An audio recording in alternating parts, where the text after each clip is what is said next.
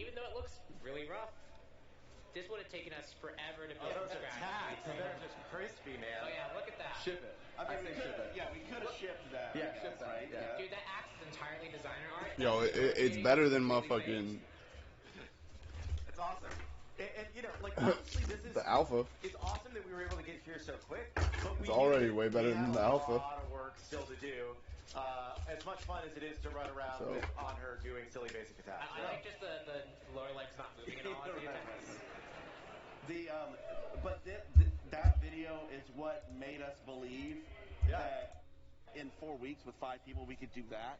Imagine what we could do if we dedicate, and that's what kicked off making Smite 2.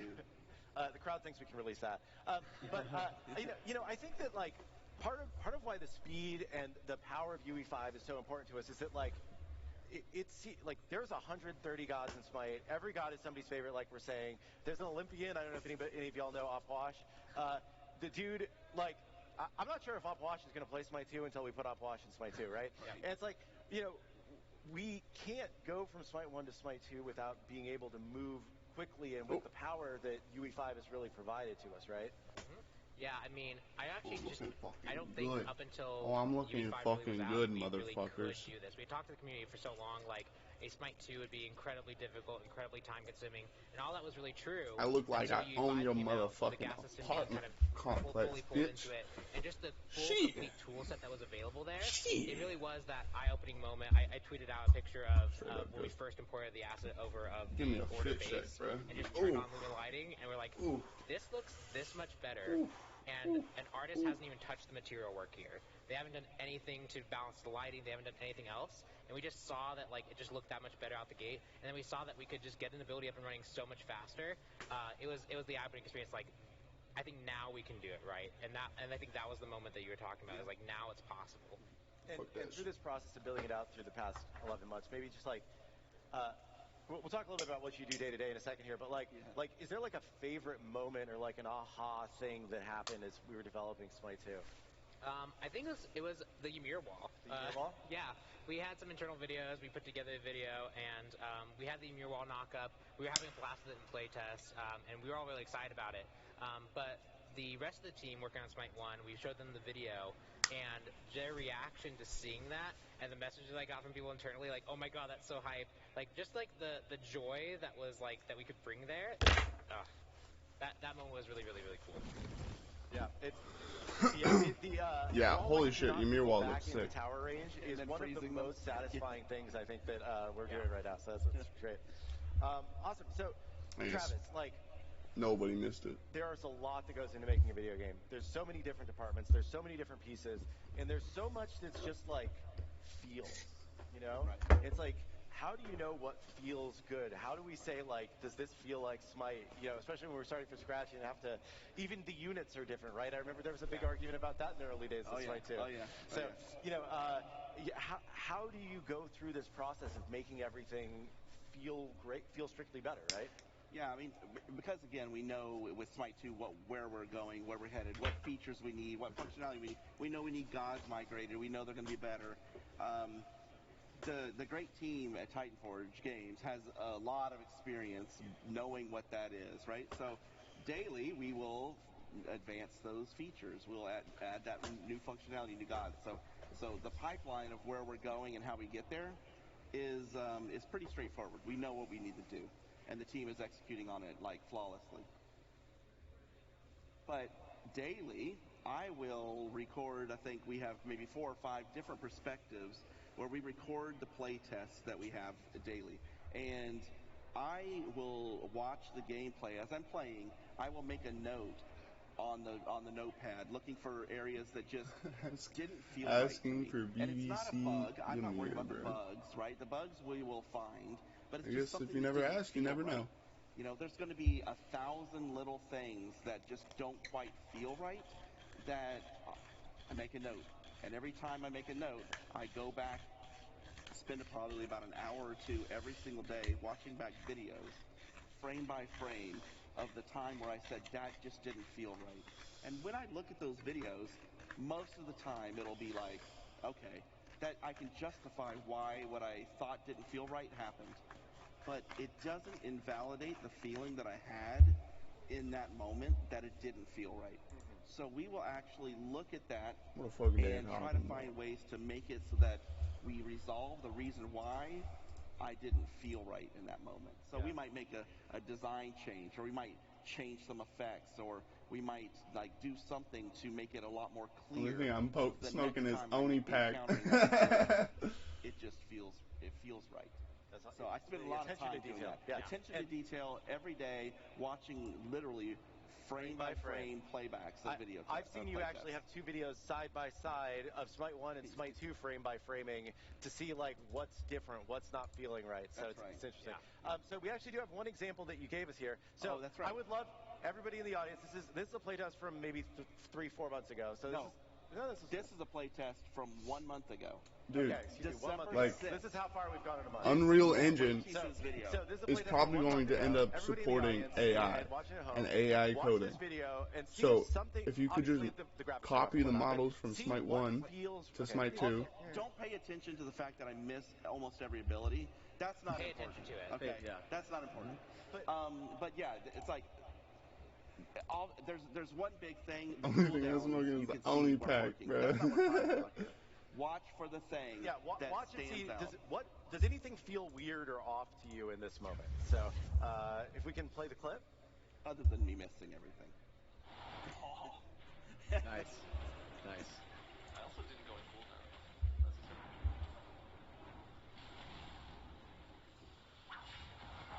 Oh my god. He hit the ult at least. So the Okay. game that you guys just played at home, this is my daily experience. So. Yeah, Is this the you have to picture? carry track Yeah. every playtest. Yeah.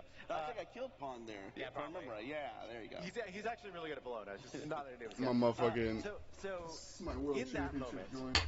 when you were like something didn't feel right, Yeah. but it was just like looked like regular gameplay to me. So let's see. What's the first?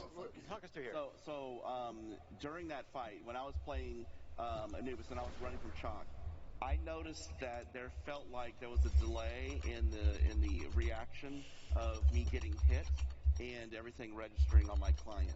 And so what I did was I broke down. If we can go back to that first frame. This was the first shot, and if you look at the health bar, hopefully it reads well. The health bar is full, and if we advance one frame in my video playback, you can see that my health has registered that that damage has happened to me, which means the server told my client that my new health value is 651 or 691 or something, but nothing has hit me, right? So if we advance it again, you notice again that now we see some effects, but you see another damage update from the server to the client saying my health is 450, 440 something, and still no feedback here. And so I frame advance again, and now you see a damage number register, which was the first hit that I had taken, and then advance again, and now you see the second one stacked below that. And so I think that's the last of this series here. So I took this information to the programming team, and we, basically like, look, if the information's getting passed from the server to the client, telling me that my new health value, then we must also have all the information available to say what the damage number was and to play the hit effects on my character. So sure enough, we looked into it, and we were seeing it from two different systems. We ain't smoking that G-Tix pack, bro. arrived a He's the tick best earlier player than in the the world. other. And so by No going cap. through No cap. I literally do this every day for hours, looking for any of these types of things that just quite didn't feel right. And sure enough, we made them send on the same tick. And now, as a result of finding this, we were able to kind of get all those in sync to where that all registers. And that's what makes a game feel crispy and really precise, right? It's like everything happens in the same frame. Even one frame off can make a game just not feel great. Yeah, and that's the level of attention you put into this. And that's the thing is that I know that you guys are gonna add a great shock and There's some nice looking pipes. I know that we're gonna add new functionality, whatever. So that actually gives me the opportunity to get and dig into those playtests every day and look for the reasons why things might not feel so great. there was one more image. I don't know if we have that up. Yeah, and this was at the end of the video. This is kind of helping my case of I didn't miss everything on purpose here. But if you look at Anubis, you'll see, again, frame by frame, I was breaking it down. His animation looks like it should have fired straight at that high-res SWC-01, which was Pawn, by the way. But if you look, the projectile cached its aim a couple of frames before that, and you can see I drew a red line showing the projectile firing in one direction, but the animation and the timing looked like I should have been firing it directly at Chalk there. Yeah. And so, again, that's another case where we can break down frame by frame watching these playbacks, and then we figured out that we were caching the aim a little bit too soon, and we can line up the animation and effects to make sure that we're making those projectiles go in the right direction. Yeah, and we often uncover core issues there too. Like we have again, UE5, really cool stuff. We made some debugging lines that actually show what the client, the server saw on multiple clients and drew them all as distinct debug lines. We could actually go and reproduce a lot of issues that were happening. Yeah, and every day you have like a list of like, these are the top 10 things we need to fix. Yeah. And every day we fix, as many as we can get done on the top 10 list. Yeah. And then every next day there's a new top 10 list, and it's just making progress like that every day. It's great. And the whole idea there, again, is it's not about fix even the highest priority issues for the next playtest. It's the 5 things that we feel like we can accomplish that will make tomorrow feel better than today. And so it's not about figuring out like, oh, we were having a bug here. Yeah, no, see, forget everything that. what I'm hearing. We should maybe update the health bars, or we should. They ain't rushing Smite 2. They ain't more rushing Smite 2 like Overwatch 2. That's they're gonna take their time. They're gonna create an improvement, is what I'm hearing. But yeah, it's good. You mentioned bugs.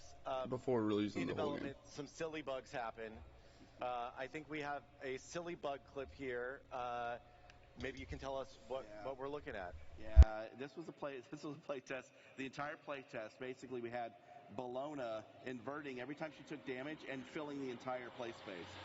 So the entire play test was full of Bologna jump scares, and that's the types of challenges we have on a daily basis. Now, I wouldn't have made that one of my top 5. That was clearly a bug that we needed to fix, right? There's one. We don't have a clip of it here, but there's one where Bacchus belly flops and he just disappears, and he's just gone for the rest of the game. He just vanished. Yeah. And that was just like something that happened. We had to like figure out why it happened and fix it. Are we sure that's a bug? That's awesome. And obviously we had that fixed, a day later. So when you play it, Bologna won't be getting massive rotations. Right. Awesome. So we've had a lot of people play the game backstage here. We've got some great feedback this weekend. Thank you for everybody who had the chance to play, and sorry that everybody here didn't. But we've also gotten a lot of great feedback earlier on from people playing the game. So the first people who played the game who wasn't devs were actually our pro players. And we let them play a pretty early version of the game a few months ago. And our video team likes to record things for posterity's sake. So they recorded some of the playtest footage, and they also recorded kind of the pros' reaction to playing it for the first time. And they turned it into a little video. And maybe we could play the video, and then we could just talk a little bit about the feedback that we got from the pros. Okay. I'm most excited about just all the things that Smite wasn't capable of doing. Like, Smite was back in Unreal 3, and with like all the technicalities of the game and stuff, it was harder to fix smaller things. And I think with the new engine, it's going to make things a lot easier to actually resolve and make things better. So I'm excited for that. Already the graphics, like, even though it's not like a full build, I can just tell that when the game is like fully polished, it's going to look stunning. Like in terms of character animations and effects, like anime specifically is like a really good showcase of that. He felt like incredibly fun in Smite 1, and I think they've done a good job in Smite 2 to make him feel similar, but still different to like fit a new game. I think his ult change is really fun with like the 3 shots into like a slower 4th one, and also like when he jumps, like his camera like has like a effect as you're landing. I think stuff like that really adds to like how powerful you can feel as a character, and I think they've done a really good job with him. I played on her and Chalk. I think his ult is really, really cool, and his rain is actually insane. Like really detailed. It's like when you press 3, the rain is like affecting the ground. I'm hoping that there isn't a ton of changes in Smite 2. Like, Oh not yeah, straying that's too crazy. far away The from mud what effect Smite really is on and Chalk. trying to stay true to itself while like keeping and making like small changes that make the game a lot of fun. Can't wait. I just can't wait to see how the game evolves from what we tried today to like a few months down the line, and then as closer we get to the full release.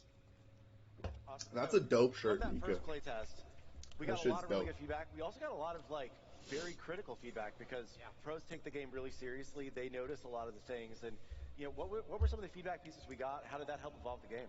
Yeah, so I think one of the main pieces of feedback we got was Damn, I feel like I'm playing 23,000 like people slow-mo 0.8. watching I'm playing at like Smite 2 80% at. speed. If you go watch that footage, especially watching Ymir do his attacks, he does look like he's moving slow. Attacks feel like they're in registration. So that critical feedback helped us isolate early on that we really need to focus on it. And so we went and looked at every single thing, making sure that things worked correctly. We adjusted our approach to animations based off that feedback. We were doing a lot more blending than we do now to make sure that things feel crispy and snappy. We figured out that on the back end we weren't doing error correction the correct way. So based off the server tick rate, you could overshoot a little bit, and then every ability would be delayed by basically a server frame tick, which one tick doesn't feel like a lot, but when it's happening consistently on abilities, you could be desynced by up to 0.2 seconds, 0.3 seconds, and you're definitely going to feel that.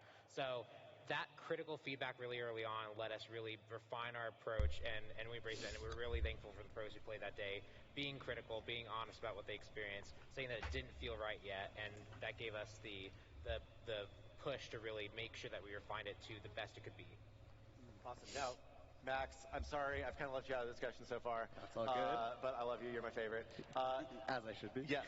So the reason why we wanted you to be on the panel today, right, is because you've been doing a lot of work thinking about matchmaking and ranked. Yeah. Looking at Smite 1 and thinking about what we want to do differently for Smite 2. And I know. Okay, this motherfucker grew up playing games. Would love us to have Okay. better matchmaking and better He's young, ranked, sure. And I think we're going to in Smite 2 with. But he grew up playing so, games, so maybe he's the perfect guy for the job. Because I'm super excited. Yeah, of course.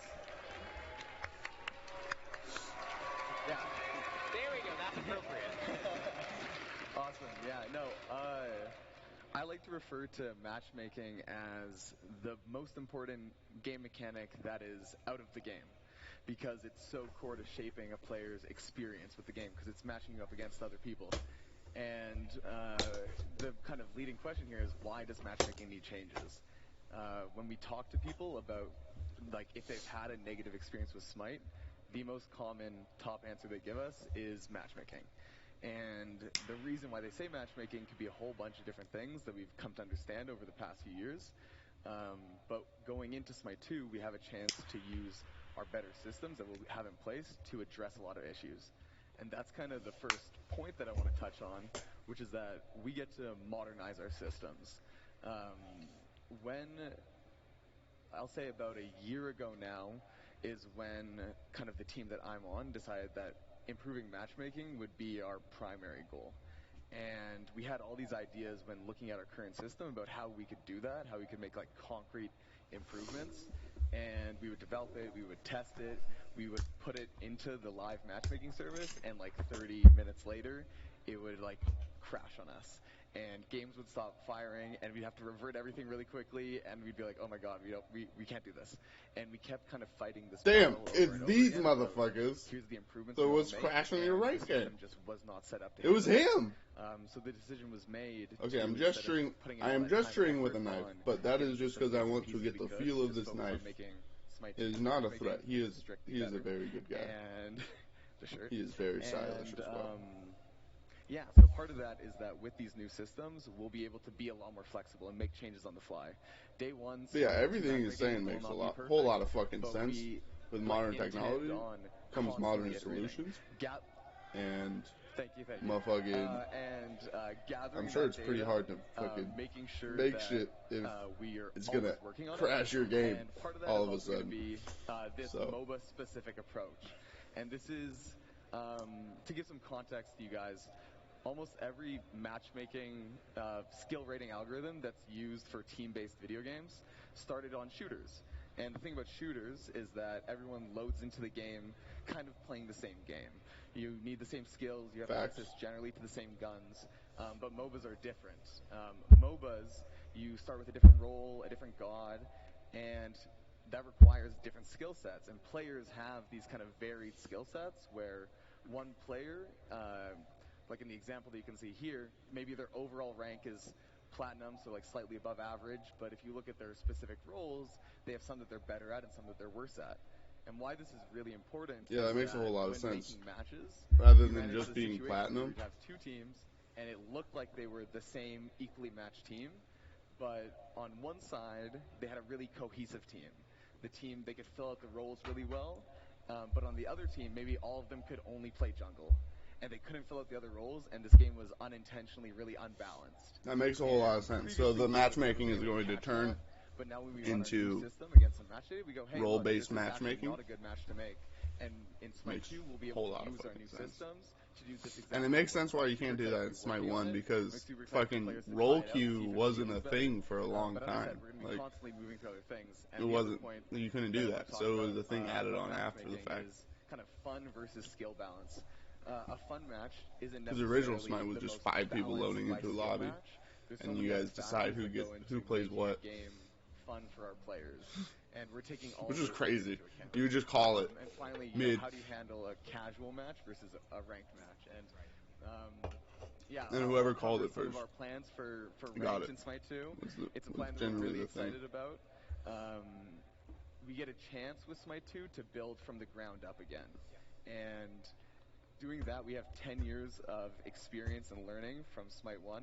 We have so much. I think they should add a rank at the bottom and a rank at the top. And put it into a new system that's going to be so much better for our players. So the way we're going to do this is focusing on 2 goals. The first goal that I want to talk about is expanding the player base. And the second goal is kind of reviving the competition. I think just Conquest should be ranked. Like, there shouldn't be a casual Conquest. Just if you queue Conquest, that is the try-hard role. Right.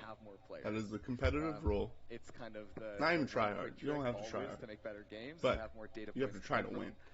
And for Smite 1, the ranked player base is super passionate, super loyal.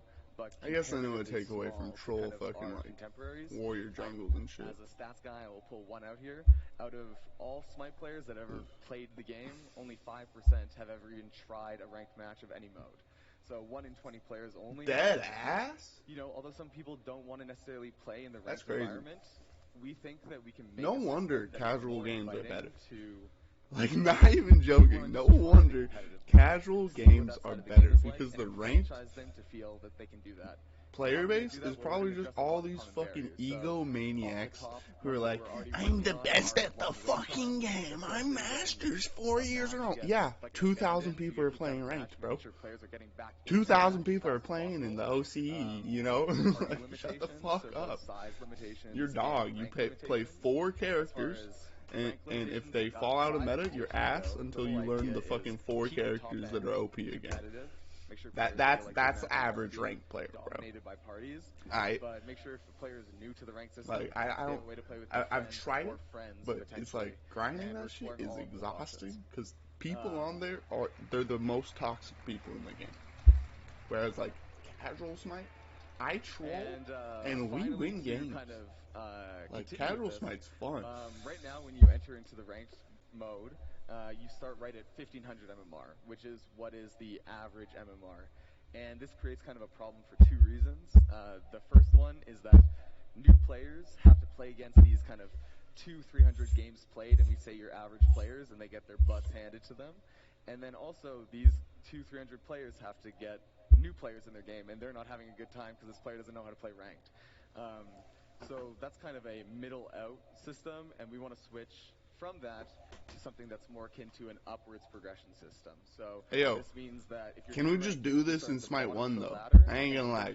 Can we just do this now? An average player and a new player will be separated. And we're really hopeful for this, and to facilitate this, damn, so there's new player queues and then recurring player queues? In ranked. I fucking love right you, now dude. We use the MMR plus TP system. It's kind of confusing. It kind of, we feel like it kind of devalues each one. So we want to unify the system. We want to have makes sense. Having 2 numbers makes no sense, and having one of the numbers, the one that actually matters, being invisible, makes 0 sense. And kind of how we're matchmaking you all at the same time. We have a lot of details about that system that we want to share later, but super excited. We've gotten the chance to share it with some of our creators in the past, and they were all super excited on it. So yeah, we're really looking forward to that. And to kind of revive the competition, one of the points on there was maybe the first one we wrote down when making Smite 2 ranked. It was the first bullet point, which was uncapped. We've got so much. Hell yeah, uncapped got to the rank. top of the ladder and had nowhere else to go. What better way to revive competition? Yeah, because than to literally give competition for the number ranked one is spot in only the world, fun number one at spot the in your top region, have that top end leaderboard, when people actually know what the fuck they're and doing. We really and hope they that aren't this rage helps make babies. that top end more exciting. But also with the new system that we're designing, Because there's so we many can rage take a look at babies. kind of win-loss rewards and make sure that when we're moving away from this hard tie to MMR and kind of this softly created TP system, we can have something that feels rewarding, feels satisfying to play, and a lot of our players have a good time playing. And just to kind of tease it, because we don't want to give away all the nitty-gritty details, but there will be a few new rank tiers to battle over, and the top end will be sort of redesigned to make sure that the difference between the top 2%, the top 1%, and the top 0.5% is really shown, and there's a lot more to earn in our system, and we're so excited to show off all the plans for this in the future. Yeah, I can't wait to definitely not make the top 100 in the world. Yeah, exactly To see who is, right? Because right now it's like, well, there's a lot of players that we know are at the tippity top, but like, if you gave them the opportunity, who would really rise? Pretty fun playing I dress can up, I ain't gonna spoil lie. it a little bit. We've kind of simulated a ranked season under our new mode, and the tippity top. One of the things that I do want to clarify that I didn't touch on was the first point being that with the kind of skill rank system with uncapped, we want it to be quality over quantity. So we don't want it to be just a grind fest where you have 2,000 games played with a 51% win rate and you're above really good players. Maybe I should just start When we dressing ran it on suit. the last year of That looks ranked so data we good. have, the top players were at least partially comprised of players who have played on the stage this weekend. So suits were it's made for mostly my the fucking best body. of the best. Like, And I'm one other joking. point earlier that I kind of missed is that with the I'm a kind white of dude. specific matchmaking, Yeah. none of that will be that you're playing support, so we're using your It support is 6 rating. foot. Like, We have a better I understanding of am who players what are suits are and range of designed skills. for, you know? So we know what we're doing when we make that match. Not saying, oh, you're playing this role, so this is a new rating Would for you you. vote for me? It's just understanding the variance that players have. So To be or not to be? Awesome. Well, I'm really looking forward to the max making. Oh my God. This is really setting over the top. We man. can't call it that. We can't call it that. We cannot call it that. I think it's going to be awesome, and thank you so much for giving us a quick little preview towards it. Now, I think we have like one more area we want to touch on real quick. I'm excited before we about get everything to, I've heard about Smite 2 so far. Championships, I know everybody's really excited to see. And we want to talk a little bit about kind of the transition plan from Smite 1 to Smite 2, when you can start playing, and a little bit more about Divine Legacy and answering some of the questions that you had. So I think we have a couple more slides that I'm going to talk through. So the first thing, you know, we talked about this yesterday, but for people who, or 2 days ago now, time is amazing. Then the question is, you know, what do you get in Smite 2? How are we honoring and respecting your time, money, and accomplishments in the new game? And the kind of 3 key things here is that, you know, you're going to get all of your gems waiting for you in Smite 1 that you have spent. The way that our back end works, we can only really count the gems that you have spent. So if you have gems just sitting in your account, those won't move over until you spend them. Everything that you have spent, free or paid gems, will move over. And those gems can be used for 50% off most in-game purchases in Smite 2. And I'm going to talk a little more about that in a second. You're also going to get a bunch of free skins through the Divine Legacy program. You're going to get up to 11 free skins in Smite 2 through this system, which kind of analyzes your gameplay. I don't know why I'm showing the chat. It looks I'm at gonna be real how honest. many gods you've mastered from each season, how many hours you've played, things like that. And also, you can grind out those 11 skins in year 11 just by playing the game and getting experience that way. Oh, they're giving you skins, bro? Haven't played much Come on, bro. You get everything in that tier for free. And you can also get a free choose your own unlimited tier 4 and tier 5 in Smite 1 for free just by playing through this system, which is pretty exciting. The last thing, which we didn't really go into much detail on in Yeah, bro. keynote, because They there's got already so much to infinite say. playtesters. There's is like that give you can away get a fucking badges in Smite legendary 2 skin on in very Smite. specific things that you've done. Smite 1. So if you're And a then closed everyone will beta playtest player their in game. Smite 1, Every you're gonna Smite get nerd an will avatar in playtest their Smite 2 game. that's a badge in Smite 2 that says I was a closed beta player in Smite 1. If you had Archon Thanatos in Smite 1, you're going to get a badge that shows that you own Archon Thanatos in Smite 2. We've got a list of it's more than 50 things that we're tracking that when we went through, we felt were like some of the most important things that players would want to show off. You're gonna get the you will get badge. badges for. And you will get a badge that lets you showcase your god mastery level and stars Dude, for each god. In watch Smite them 1. turn Smite, So if you Smite have 1 into a 80 fucking stars trading on, card game. Aphrodite, you can show everybody in Smite 2. I think that's you have actually 80 probably stars the on play. Aphrodite in Smite 1. So hopefully that feels good.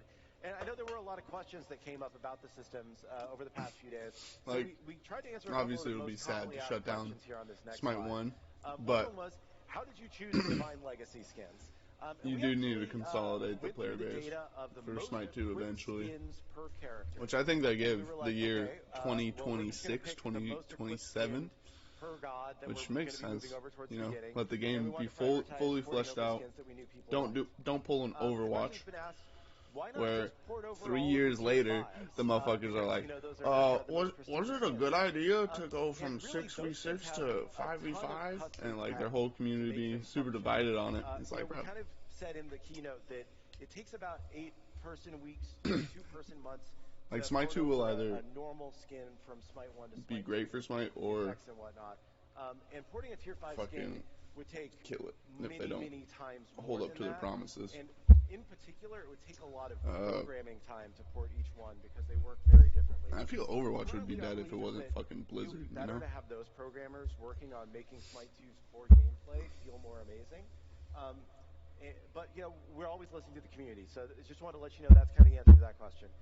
We also saw people ask, why not port all the skins as is in UE3 quality? And there's really not a, like, port skin button from Smite, from UE3 to UE5. Materials and FX They should work use AI, completely bro. differently. I don't know how to use AI, Bring but things I've over heard without you can making use changes. AI to do coding. Even if we did the minimal Teach a amount of fucking changes AI to bot how to models, port you know, the changing skin the from materials and Smite updating 1 that to Smite for 2, and then you guys enthusiasts, can have that we would motherfucker still do it. need to remake the FX, and that's Like, really obviously the it most would be time-consuming work, part, but and a part that you guys really would makes be Smite lit, 2 like, feel, every alive skin and impactful that comes the way over, we wanna someone's do, so we probably wanna do going to right. buy. Or else use the Just base god pure effects for Smite 2. nostalgia's sake, you And know? we felt like players would think that just doesn't feel like as good of a version of the skin that they had, and they would feel underwhelmed by that. And it also prevents us from making as many changes as we're trying to make to gods that require animation changes, because then we also have to reanimate all of the tassels and the extra doodads on each skin as we port it, and it adds more time to the process.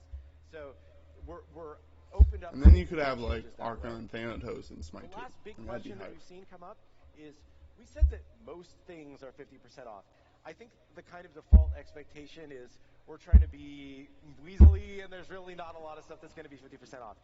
Almost everything will be 50% off with your legacy gems.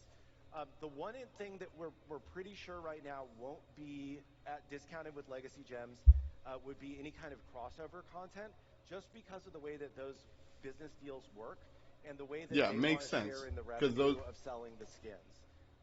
If Yeah. the crossover partners will let us, we would love to do that, but that's just something that we're expecting probably won't Yeah, be it's included not. if we do It's that. technically not We are Smite's also skin. planning to have It's some things available some other, for 100% like, off with your legacy gems. fucking So, avatar. we They are planning own to port some the, popular like, Smite 1 AdSense. skins, Like, they get AdSense legacy every sale, skins, right? like we Which picked is for such a Divine good deal. Legacy, and Dude, yeah, will Smite be 2 is gonna be available for crazy, 100% because off with legacy gems. which other So game are hopefully you that gonna be able to explains a little bit fucking more how have legacy gems will Naruto work. and Sasuke I've been talking fight for a long time, I'm fucking sorry. I have, like, a 2 giant more hot slides, dog because I have to answer and when a you guys gay get to play unicorn? this game, and how's this rollout going to work? Because there's a lot of questions around that. What other game? And if we can go to It is that, I think quite the literally a first thing we're gonna say masterpiece. is, we announced it. We're so excited, but we got a lot of work still to do.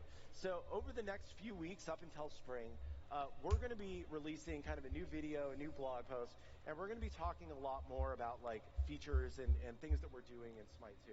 I think the first one you're going to see is a deep dive on the audio system, which is hugely updated from Smite to Smite 2, and you guys will really appreciate hearing from the audio team the work that's done, and hearing the new theme song. It's insane. Oh, yeah. It's so good. And then from then, in spring, you guys are going to be able to get your hands on Smite 2 for the first time. Yeah, I'm Either buying get the a free Founders key pack. drop to play I'm a in Smite alpha by signing I'm up gonna at get the Founders smite2.com. There ain't, Or if you buy a Founders there ain't pack, no you'll two get ways guaranteed about it, buddy. access to our playtest. I'm getting the Founders During pack. this early alpha testing Right. phase, we're expecting the game will be up one weekend a month. Then we're going to take all of your feedback because we want to make sure we're making the game that you want to play. We're going to work our asses off to make the game better and address that feedback over the next month.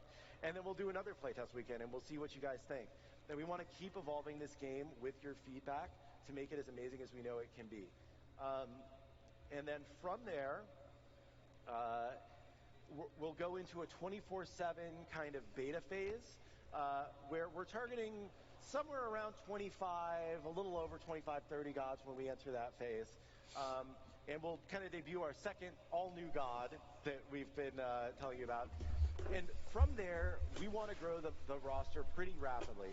And we're currently planning to release one new god a week, or one moved god a week, not all new gods. I want to, all new god. Every week, as we're in this closed beta phase, until we get to a true free-to-play I don't know if launch. it should have a button or not. And maybe Travis, you can talk a little bit about like the importance to us of starting with a small roster. Cannot of tell. gods. And obviously, it's just a way to get the 40 million players that have played Smite throughout the 10 years to a chance to re-engage with the game with a smaller roster is just a huge advantage of this system. And so we want to make sure that we're introducing gods that have had the quality of life improvement or the gameplay that we want to have those gods experience. We want to be careful with every one of them and reevaluate everyone that we bring into the game. So for those two reasons, it's like starting with a smaller roster, make sure that we deliver the best quality god play, and then also hopefully can re-engage the 40 million players over the lifetime of Smite to get back into it.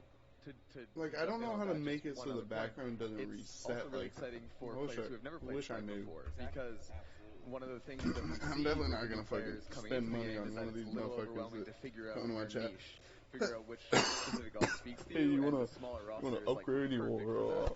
And Discord with we all thought that paying me the money? kind of point that we want to get to for free to play Bro, is perfect for shut that up. wave of hopefully brand new players. I ain't buying Awesome. any And of then, your shit, because bro. we know that every god is somebody's favorite, we do want to keep moving fast until we get to at least 100 gods, because we know that we need to get to that level and have everybody's favorite god there as soon as we possibly can.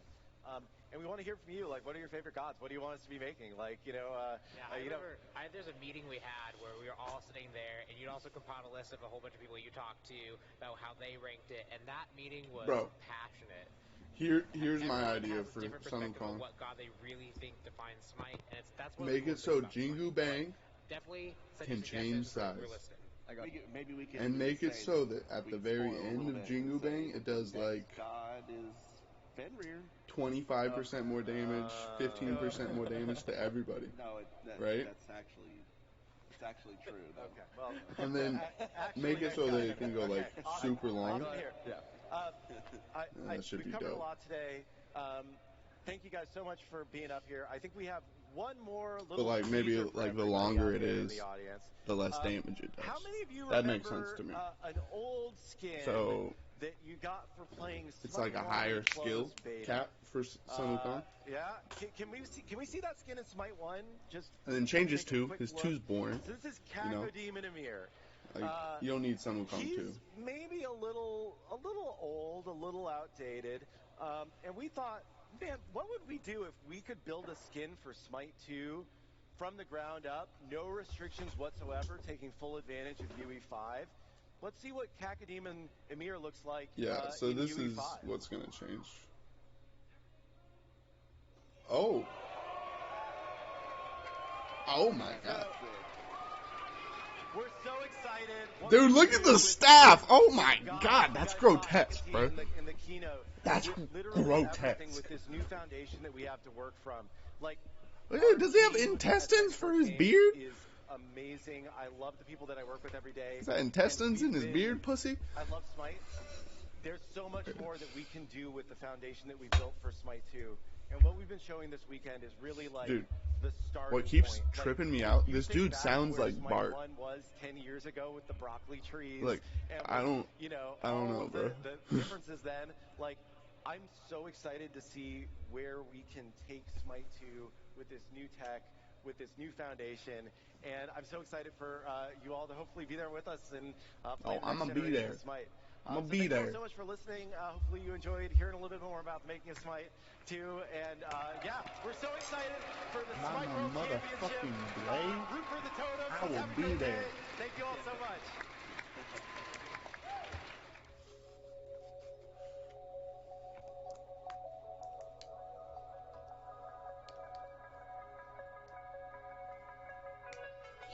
Okay, I ain't gonna lie. I don't need a B. I don't need a B teleport button. What, like? Maybe B is. Oh, maybe B is the active. Oh shit, maybe B is your active now. So once you start pressing B, it's your active. Oh, that'd be good. That'd be good. Dude, that's so sick. The fucking knocking yourself back with the.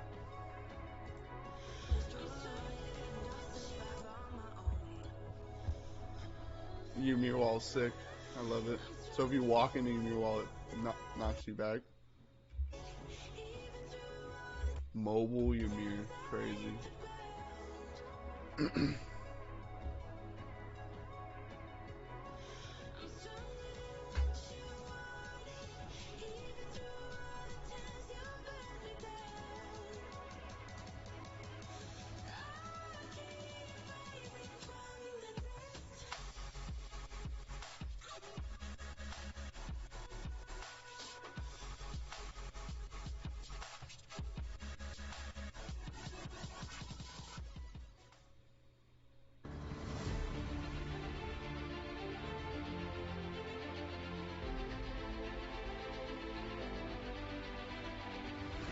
Dude, maybe I should just go apply for Smite. go apply to work on Smite 2. That'd be cool.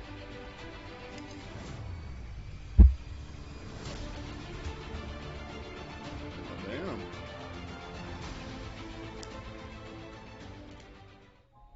Play. It's finding my zone. That's too much eye contact. And competing. See, that's better. This guy plays games. Her, too much eye contact. This guy, he ain't looking at us. He's a gamer. That guy's a gamer. Too much eye contact. Stop that, bro. It's when the pressure is on, and I'm See? ready to See? make No my eye contact for him. He's gaming. He's a gamer, bro. A miracle run. Legend status. Feeling my best and owning the moment. Those are pretty fucking dope It's chairs. why I play. Play Unlimited.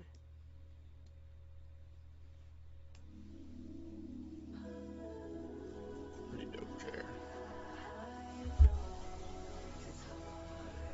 22 minutes? I think that means I ought to go slam jam a fucking. Oh, he's playing Baldur's Gate.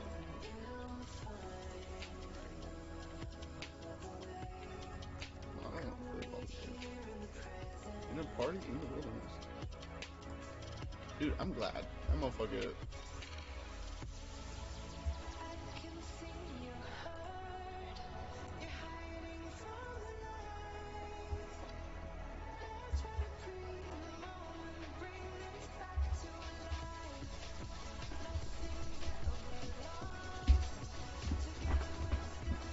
Oh, we're hay jamming, bro.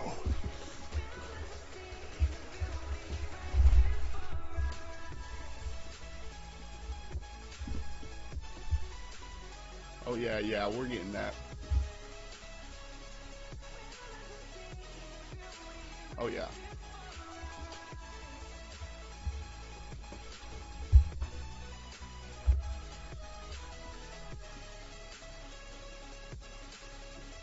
Jesus is in Smite.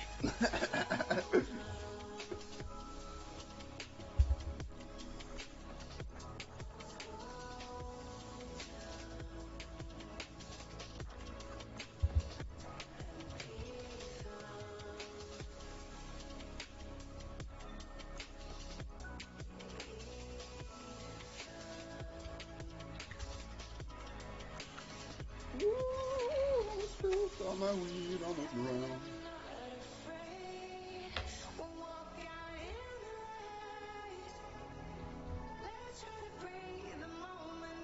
What the fuck? I guess everyone in fucking Smite stopped watching Smite 2 and was like, guess we're gonna load back. We're gonna go play a game before this one.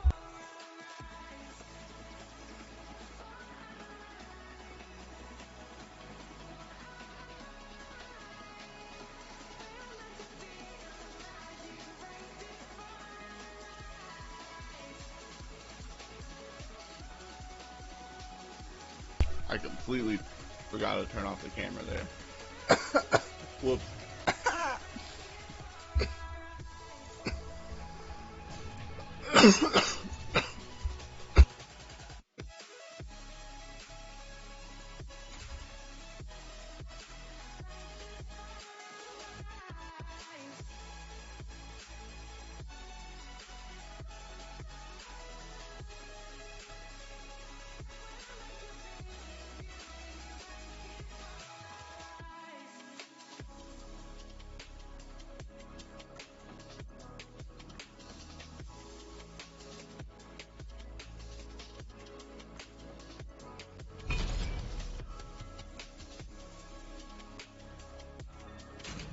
I like using this fucking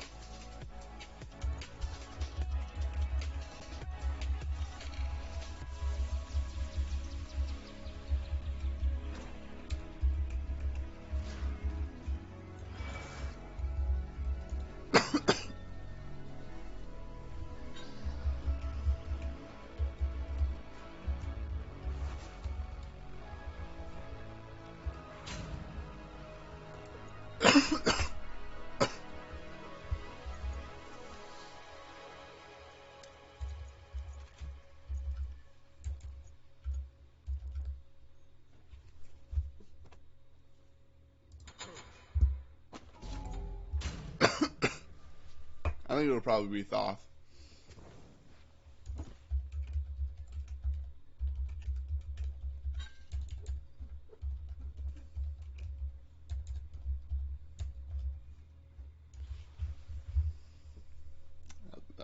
That's what my bet is, bro.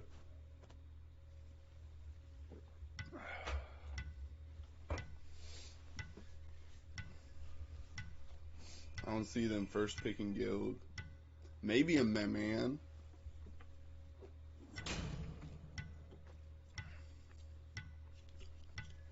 But it really just depends on bands, I guess.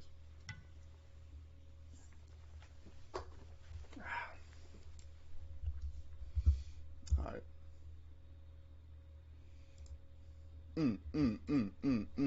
The game is there. The game is there. Oh, no. The game crashed. The game is there. Yeah, we need Smite 2, bro.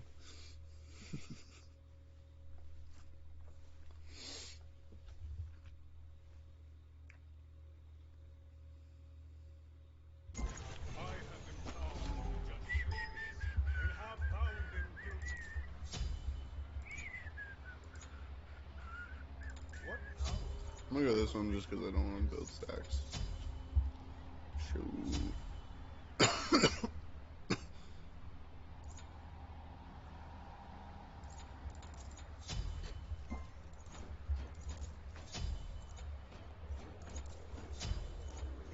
Where the fuck is the good one? Oh, they don't have it in this one. I'll go this one, actually.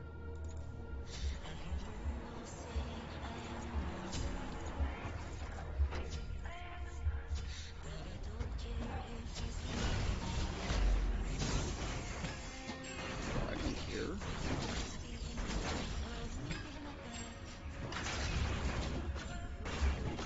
Okay, I'm gonna let them die. Fuck them. They took my buffs. It might be arena maybe.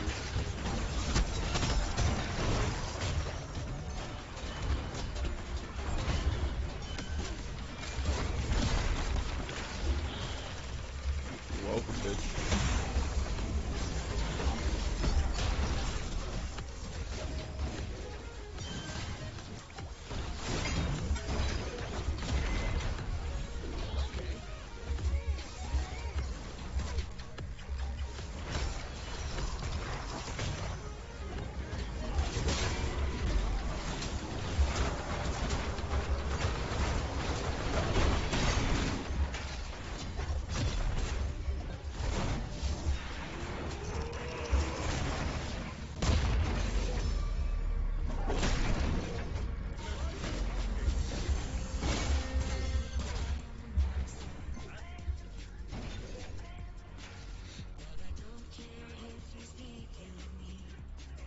Ooh, they're gonna dive me. Their dive is incoming, bro.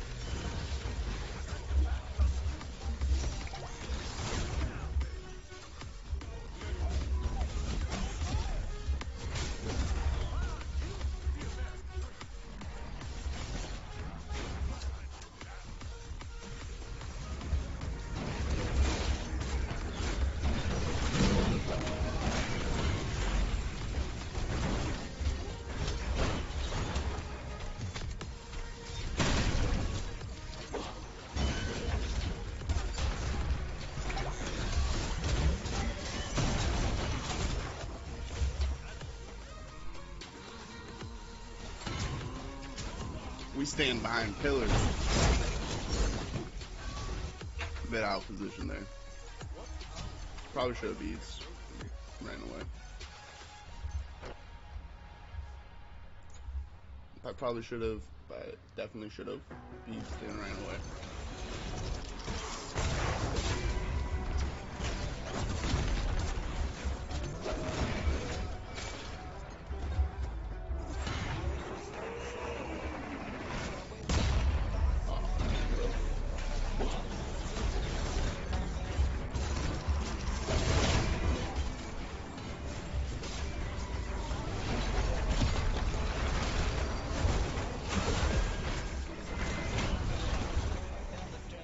I guess we out of there.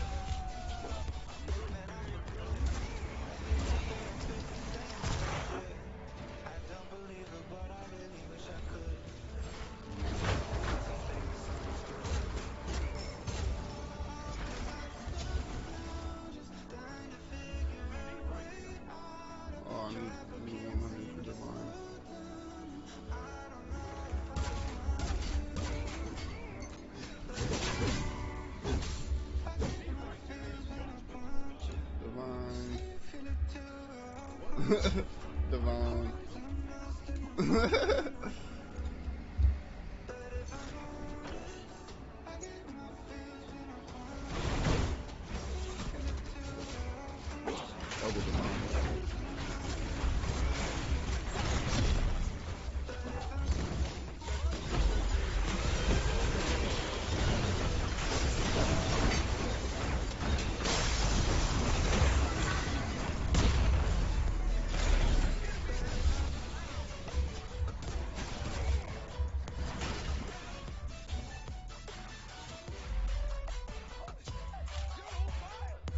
And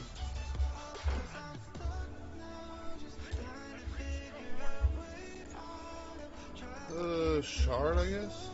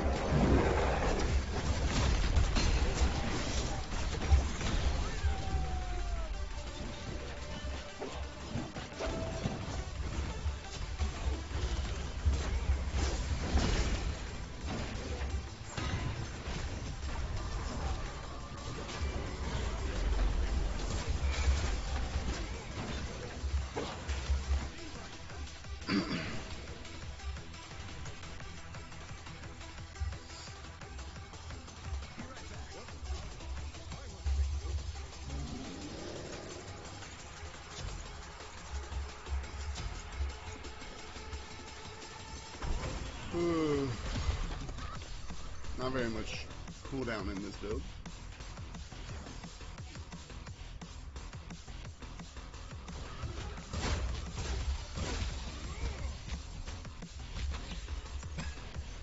Let's give cooldown, right?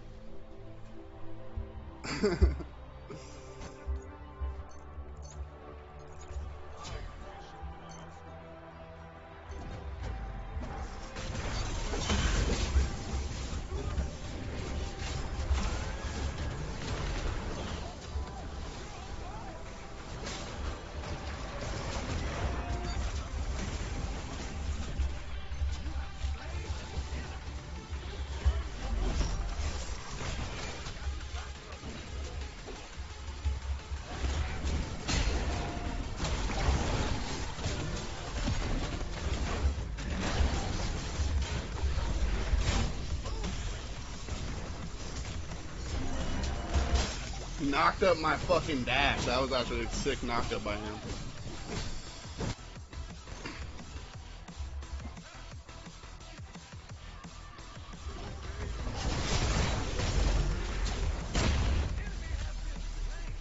Fuck that guy, bro.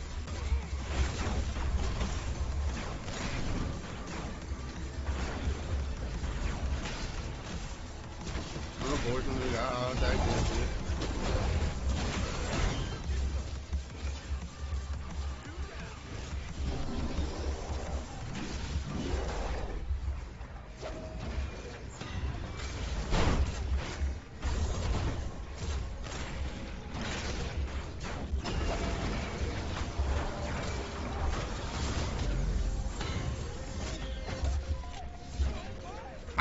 I love this build. Need 20, bro.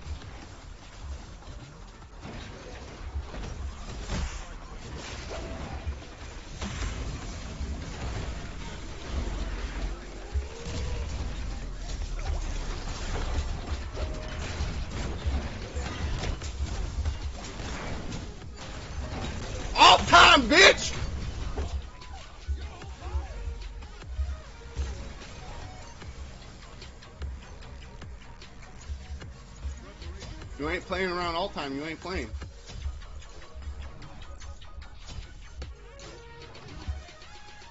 And I added pre-beads the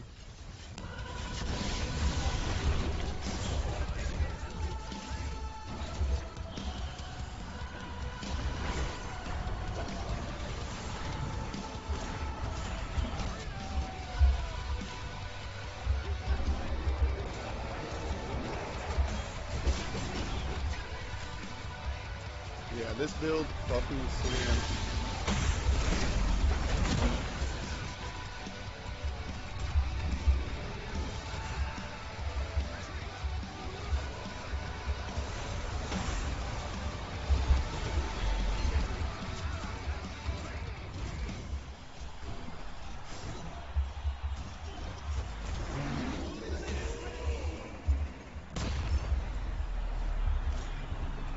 And now, it's time for the grand finals of the Smite World Champions.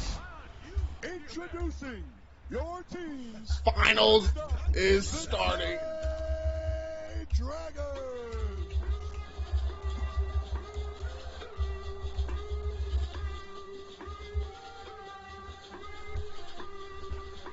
Let's go! Fuck the post chat. Known for his unbridled aggression from Newcastle, England, the Picture Man.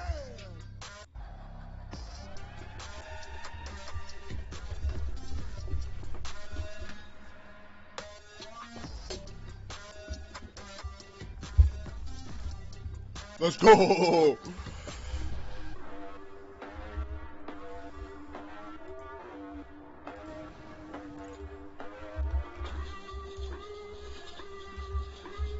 A leader of the league, a staple of the scene, someone you can look up to, representing Baltimore, Maryland. Yeah, who gives a fuck about these people, bro? Okay.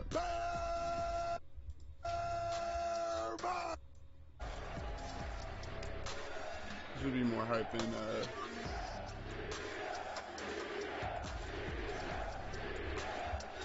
come on.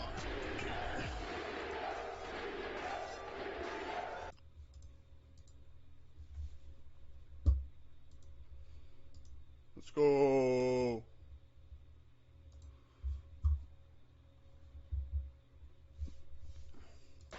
Oui. Dardinha. Oh, here. I don't know this guy. I'm gonna just do my own thing. Let's go. I'm watching the fucking. Yeah. I don't know why that stream was only in fucking 760. Fuck that, bro. Pizza time, bro. Has this pizza been sitting on my...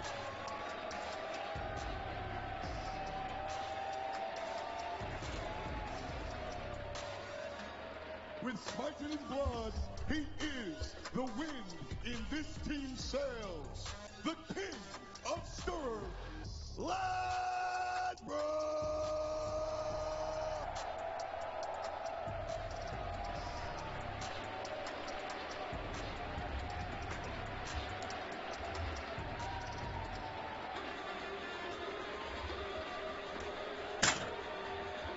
Is he going through shaking hands? Hell yeah, bro.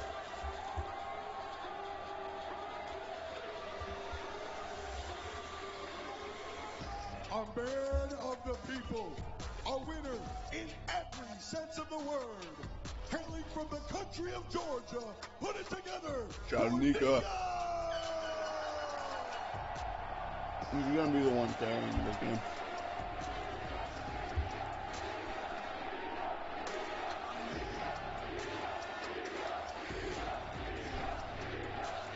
This is probably the best matchup for five players we've ever had in Smite. And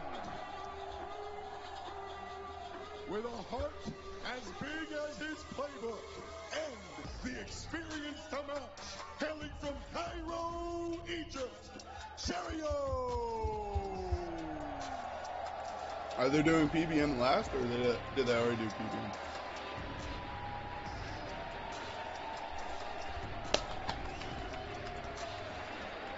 King Cheerio. You guys don't know that's the King of Smite. He actually owns it.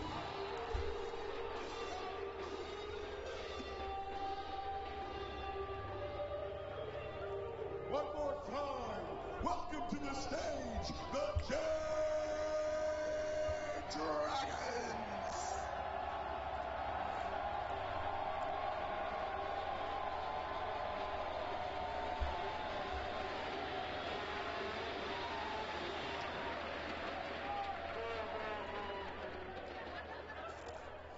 And their opponents, across the way, please welcome the Oni Warriors!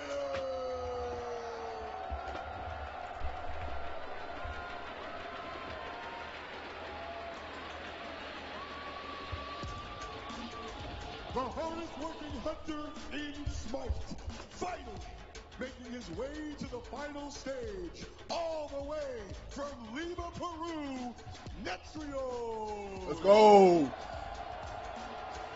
That's the guy who beat my ass in a casual Smite game 4 years ago. It's my GOAT. It's my GOAT. Undefeated on the world stage. From Leeds, England, last year's world champion support, Genetics. My hair is doing the same thing right now.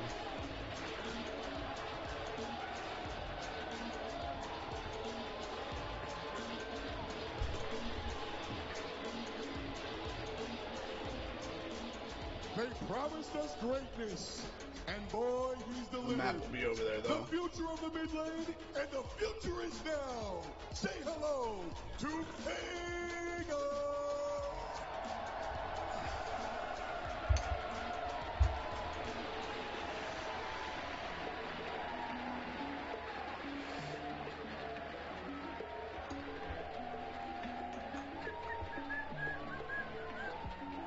the best jungler of the modern era. From Guatemala, the Jungle Dip. The Jungle Dip. Yeah, the best jungler in the motherfucking world right now.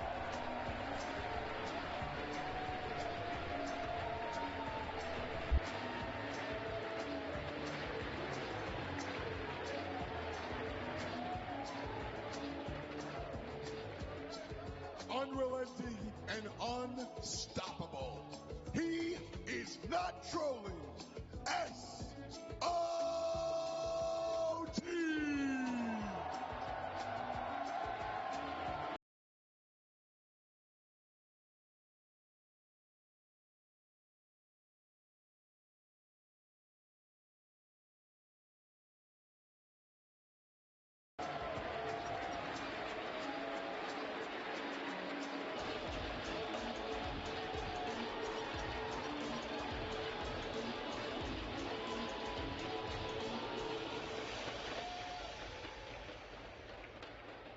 And this is your Alright, bro. Oni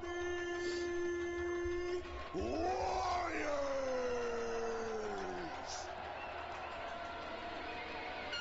I don't think that changes anything.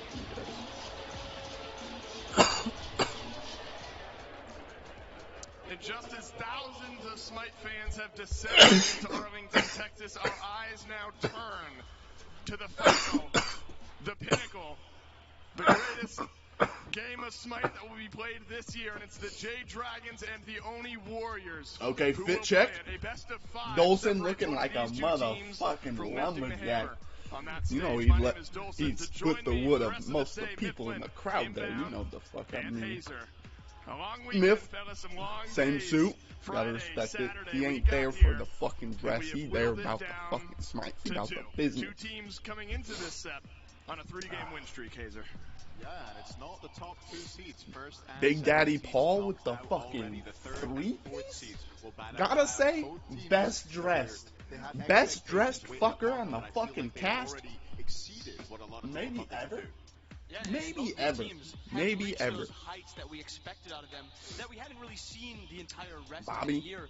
And now they're he finally looks at like- that point. They're hitting that pinnacle, and they're going head to head. He looks Mick, what's your good. read here? You talked about momentum coming into a final set.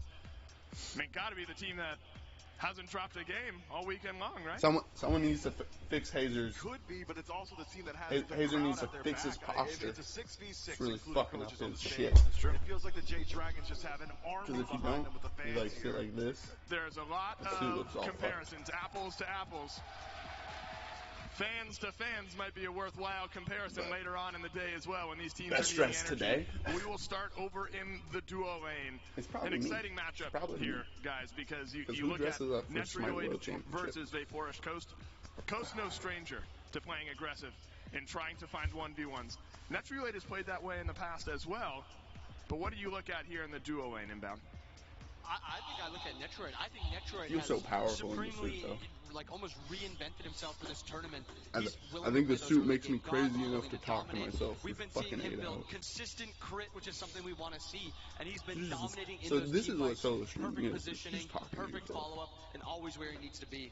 Yeah, and What on the the other side, fuck? it took Coast a little bit to warm into this tournament, I think. Those first two games in the semi-final, he went down this road of the Kins build with Silver Branch, switched over to the crit, and started dominating team fights. I want to see him stick with that. The Hatchie man that he's played 6 out of 7 games so far this event. I don't think he's going to be getting it. Maybe that's something Oni Warriors are able to key in on. Remember, pivotal plays from Vaporish Coast at the end of that Game 5 yesterday to help the J Dragons make their way into the Grand Finals. Okay. Understood. And that's, you know what, no, because bias might start leaking through here. Let's compare the next guy over there in the duo lane, Genetics versus Polar Bear Mike. Polar opposites, maybe. Dolson, like, with, I'm glad I current left. Sentiment. And Genetics is playing this role. Dolson not is only like, support, I'm glad but I villain left. Role very, very well, man. Stupid ass production. Interrupting me with a stupid dick joke. The most target banned player. I know they at just didn't know about it was a every dick single joke, but, event like, he's played come on, at, bro. and still You're somehow walking has into it. something in the back pocket. PBM's got great pressure in lane, but if we're talking pure adaptability, I don't think anyone's topping Genetics. And that's for sure true, but the one thing I'm eyeing in on is that Ganesh, something that Mike is now showing that he is willing to play, which is perfect going into these finals. Ain't no way they Ganesh put to be that Freya highly targeted god. and on her For as me, this it's fucking the god emoji pool. for That's Genetics. nuts. I do not want to see him get this pick. I want it taken away. I do not want to see it at all. And we do all dream of a team of PBMs. I think Mike has some fans here today. Sounds like it to me. And a throwback to the Jazzberry Jammers. We'll see if the squad gets some of that going here today in our grand finals. Over in the mid I feel like lane, my cam's too another big great now. one, a veteran of years of Smite in Dardes for the J Dragons against Mifflin. I'll just go One back of the to this best screen. I newcomers think this screen is better we've for seen me. step on stage. I mean, if we're talking raw mechanical skill, you can't look any further than Pagon. love This this, guy bro. has been a force out of the mid lane. Gets a bit crazy sometimes. He's a loose cannon. But Dardas on the other side playing his own unique meta. He's going to play whatever he wants. He's got the entirety of the Smite God list there. There's an Erlang Shen in the middle there. And how about the guts inbound to go to an Erlang Shen in a must-win Game 5? And that's what I like to see, that confidence. He knows that that Erlang set matchup is so dominated by this Erlang, and he's happy to go back to it. We haven't seen it in a while, and he still has that confidence to pull it out in that Game 5, and he dominated with it. So that's something that the Warriors are going to have to pay attention to. A guy with a god pull so large, he puts our graphics to their limits. Unbelievable. So many gods, and I think he might have to go deep in this set. Not a pixel wasted in that comparison graphic. It is the year of the dragon, I might add. See if it holds true for the J Dragons. A jungle matchup for the ages. Lasbra started to have a really good set towards the end of the best of 5 yesterday. And Mifflin Panatom, maybe one of the best to ever do it. I mean, I am an unabashed I think it's going to be Panatom stan. a 4-game This set. guy up all year. So I got He is 4 only birthday impressed candles me. for the I think Oni you Warriors. can count bad games on no Because hands. You can't find they're going to one win. from them. And this is the time I'll let you gush about junglers, because these two have been playing to the top of their game. And Panatom, as you said, incredibly impressive games. I mean, I all probably throughout don't this need tournament, more all than throughout 3. this year.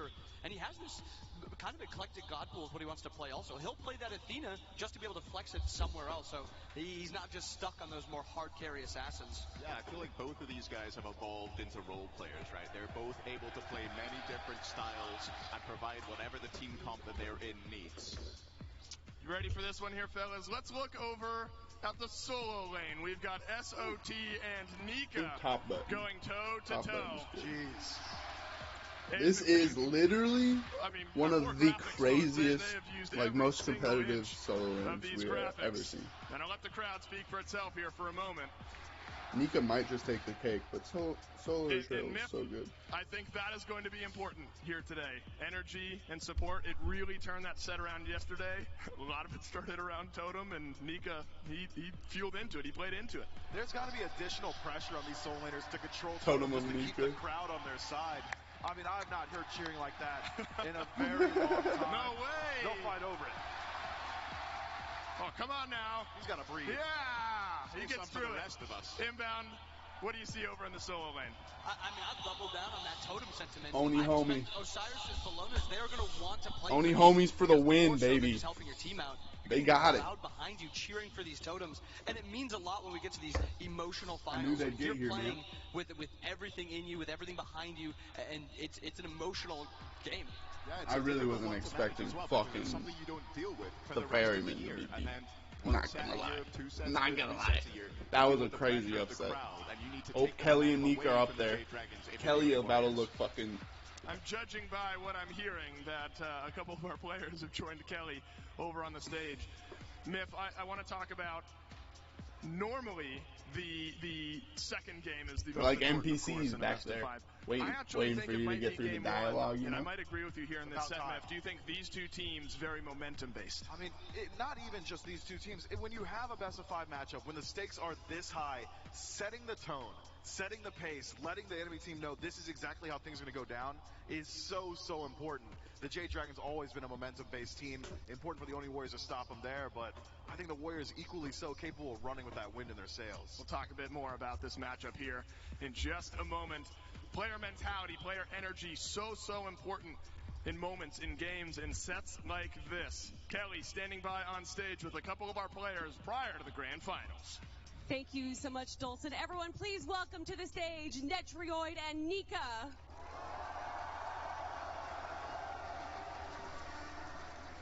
Two absolutely incredible players representing amazing teams that deserve to be in this grand final stage.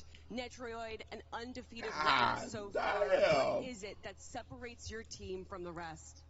I think we're just playing pretty confident. We know that we are good players, so I think we just play our game. I think we're pretty smart when it comes to drafts as well, so yeah, I think that's why. I'm excited to see how you guys play today. Now, Nika. I have no idea what Netrioid just said. You had an incredible run yesterday, going down 2 games. Then he said everything very legibly. What does it feel like to be here on the grand finals? I'm just still awestruck. Smite World Championships.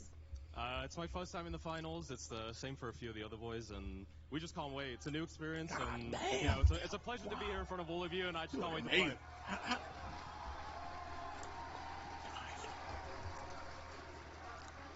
Netroid, I would love to know your thoughts on going up against the Jade Dragons. What has the preparation been like since yesterday?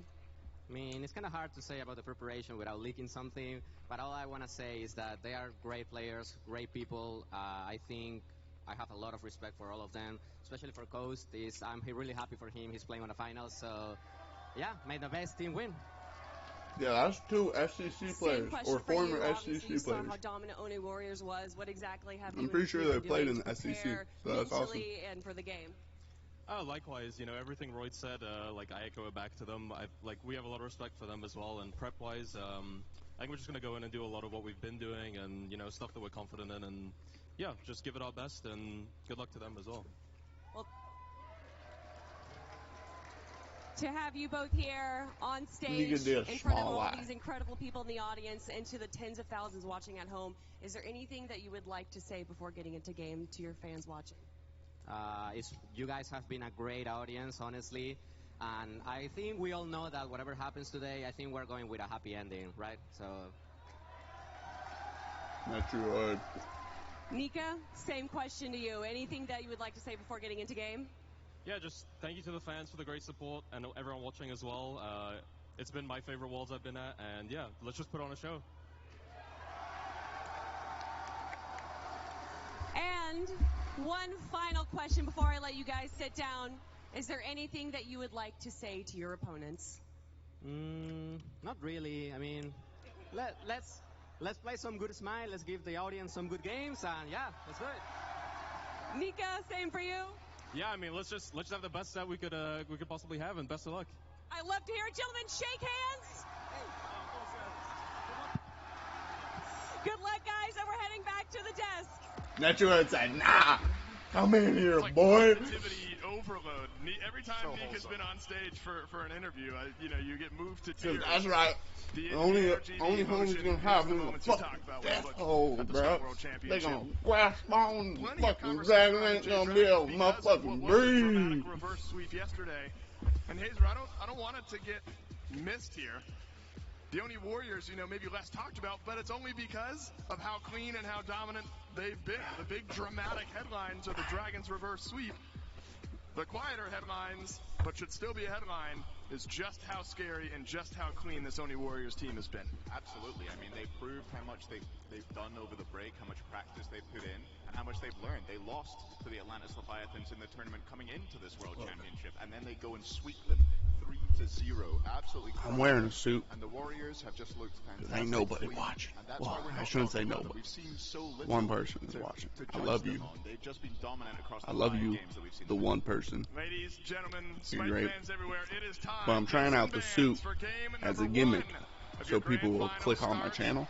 Right now, and it's the J Hopefully it works. And the Oni I don't think it will, though. Teams that have brilliant head coaches and draft strategy. At least immediately. I just gotta be more consistent. Stream long. Inbound, what are some early Stream things you want to key in on here? 3 times a week. Am I aiming for 3 times? On the support bands. 3 times a week? A couple different ideas of how you want to deal with genetics. I think that'll be good. The band started off. Totems are important. That's what they're saying. They're saying totems are important. This early game solo pressure is important, but just as important, those support bands. Yamoja, Ganesh, Shobek, Kepri. What are we going to see from the Dragons? What are they going to let genetics play? With the I think Bologna Thoth band there, that makes my mind through. go immediately towards things like And Osiris. Osiris You want gets lane bully pressure. That's the So I think exact Osiris pick, will be and first pick. Still makes his way through those bands. It doesn't show anything, doesn't spoil any picks for the draft. They know that Osiris is one of your best picks. You pick him right away. Hazer, there's a lot of draft strategy around this Oni Warriors I respect team. that too. Sometimes Prio all pick towards Netroid. genetics, sometimes spreading the wealth. Are you partial towards one strategy or the other? Hachiman is like their strategy here is their what hunter strategy. everything They you see could the want first pick from a Hachiman hunter. and they take it away. They ban the Anher from Coast. He's played the Hachiman non-stop and they take that away. They're trying to make Coast uncomfortable. Guys, where's the Athena band? Where is the Athena band? Where is she going to get You're picked? right. There's no Athena in the top pick, no Athena in the top 2. We're going Osiris, Aphrodite. They want those solo totems, and they want to get Mike on the solo There it is. pressure. 100% ban rate, Myth, and the Athena makes it through. Global presence, pressure, ease of play, initiation. Athena brings it all. Essentially permaban throughout this entire event for good reason. Not essentially. Her win rate has just been Permaban. ridiculous. I think this is maybe a major misstep from the Jade Dragons early on. I love it. I love it. This is starting out this game 1 with a different strategy that the Warriors haven't had to play yet. They've played that the Emoja. They've played that Kepri. They've dominated that way. The Jade Dragons say, we haven't seen you play the Athena yet. Play this Athena. And what it does as well is it throws the Oni Warriors prep out of whack. They've spent all last night, no doubt, sitting in a sweaty hotel room trying to figure out what the Dragons were going to do. And this is something that they most likely didn't predict. If Athena were to get through, they were expecting the Dragons to take it. They don't. Wow. And instead, it's the Afro support and the Kukulkan. Darnaz has been denied this pick all tournament long, and he finally gets it. No longer. Haven't seen it yet. Seems surprising to me, but it'll be a first here for the Jade Dragons. What are some things you need to see here inbound in the next wave of bans? I want a little more setup from the Dragons. So if I'm on the Warrior side, I want to ban away any setup god I can. I think that Thor is something that comes to mind, but the Dragons already got to it. Okay, so they Something like counterpick that, Unbots, Osiris. Something like that, Ratataster, or anything that'll allow them to They set take up that those away Kukulkans. from SOT. Unbots, Naja immediately comes to I my think that's mind. very 0-9 wise. wins, not the easiest ability to Afro line up, is so such anything that makes it a easier for the comfort Jade pick Dragons, for something the only Warriors SOT at likely this to put point. eyes on. That Lancelot, that throws me Strange. for a bit of a loop. That's strange. Yeah, we have seen Laspra pick it one time, and he did get a win with it, so it's something that he likes to go to in the jungle. Maybe the CC immunity on the ult, able to punish the Athena when the Athena goes for a dash taunt. You don't want the Lance ulting through, denying your backline follow-up, and isolating the Athena as she puts herself out of position. T-Mat is such a comfort pick for is still something Pagon. I'm really curious about. Is it going to be in that jungle? It's Is it one of going to those be in picks mid? that, Who is like, going to be playing it? We have isn't mids OP on both enough sides, but we still have that jungle potential to available ban? for Lasbra, for Panatom. And Panatom So especially you is something can that I'm thinking about. comfortably Maman would be really strong pick in his Pagon hands in T-Mat this every comp. single And game. if it's going to be a team fight-based composition for He's the been Warriors, playing which is generally what we lights out see on Athena T-Mat, compositions honestly. lean towards. So I Things like like both of Gilgamesh This is come the to first mind time for we're Panatom seeing a 4 as well, Kukulkan. as a great ban from the Jade I Dragon. think So that's I think super good smart pick to take for it away. Douglas. But Susano as another AoE CC setup style pick. There are a lot of avenues available to both of these sides, but I feel like the Warriors just have a much easier time lining out the rest of their draft because their top three essentially is just dictating all of it.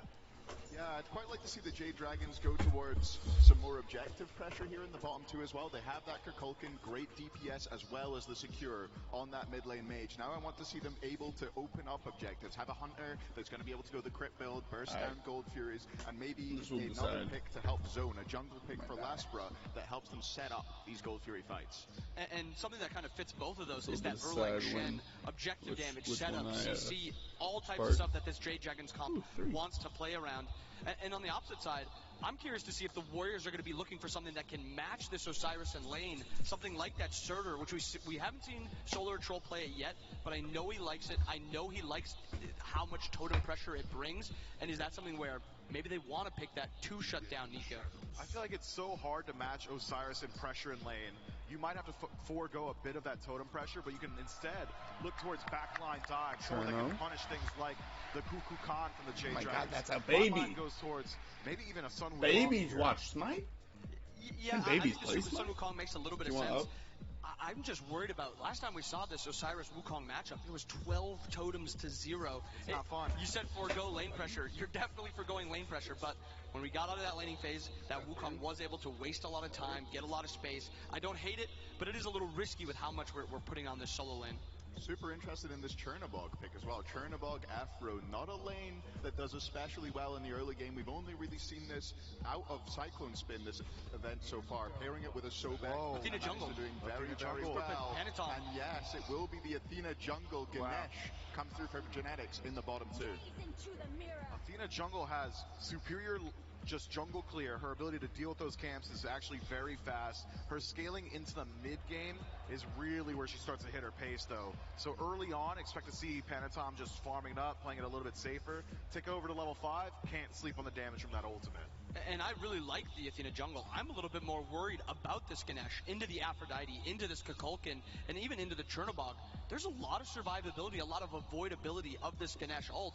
Is Genetics going to be able to get enough value out of this Ganesh?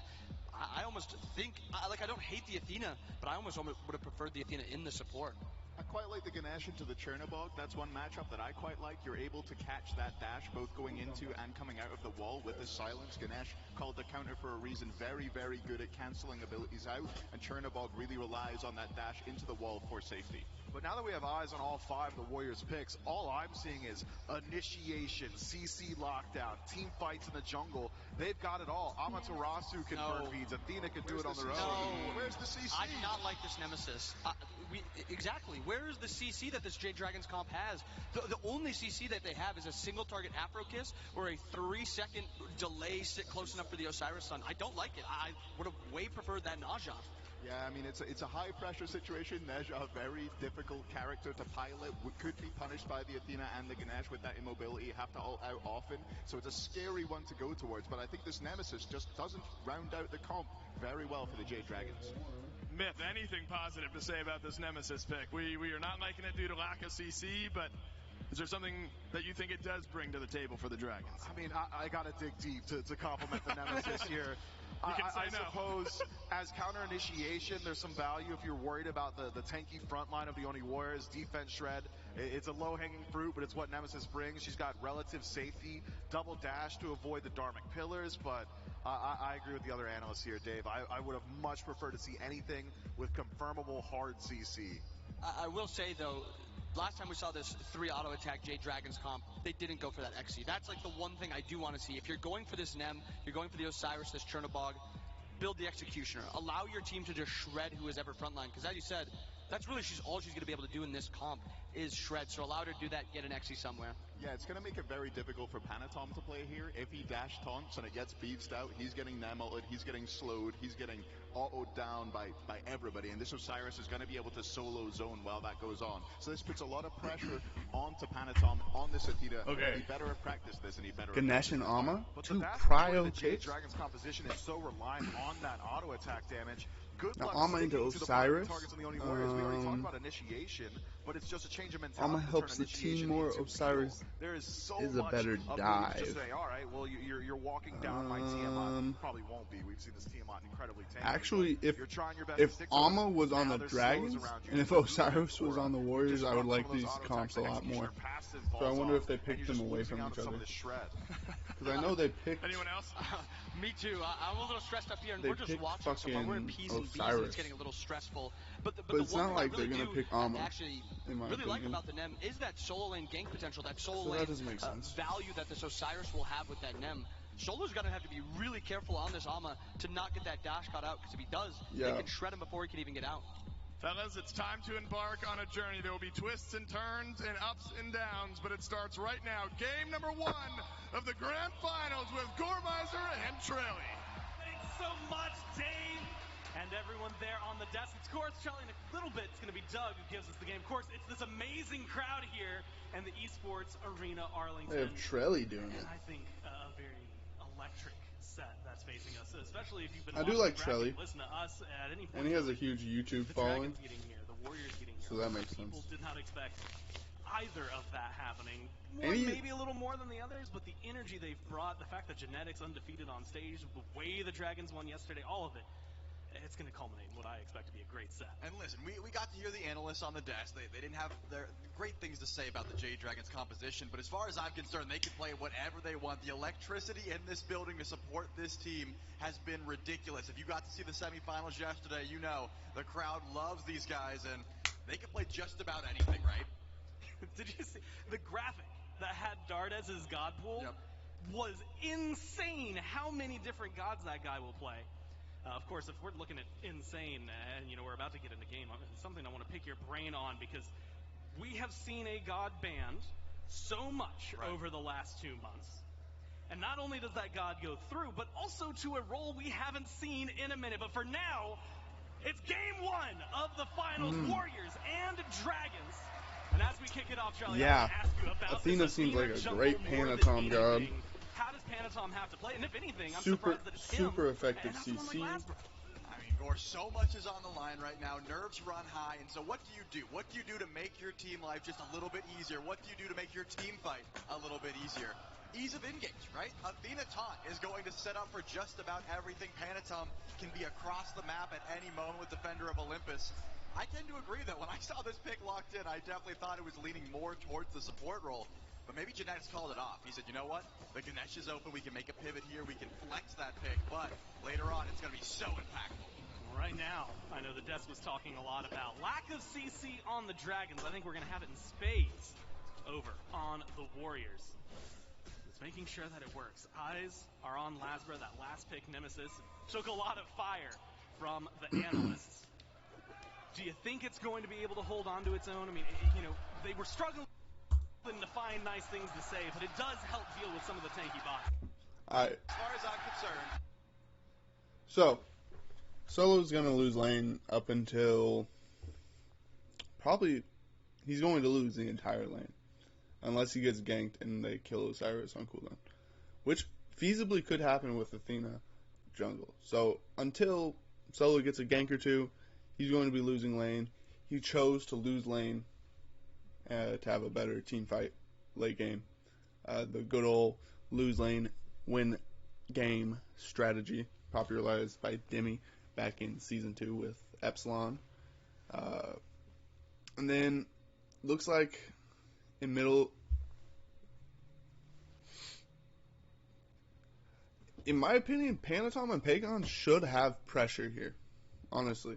They don't have wave pressure, but they have way higher kill pressure onto Cuckoo. We see a jump in, dash, taunt.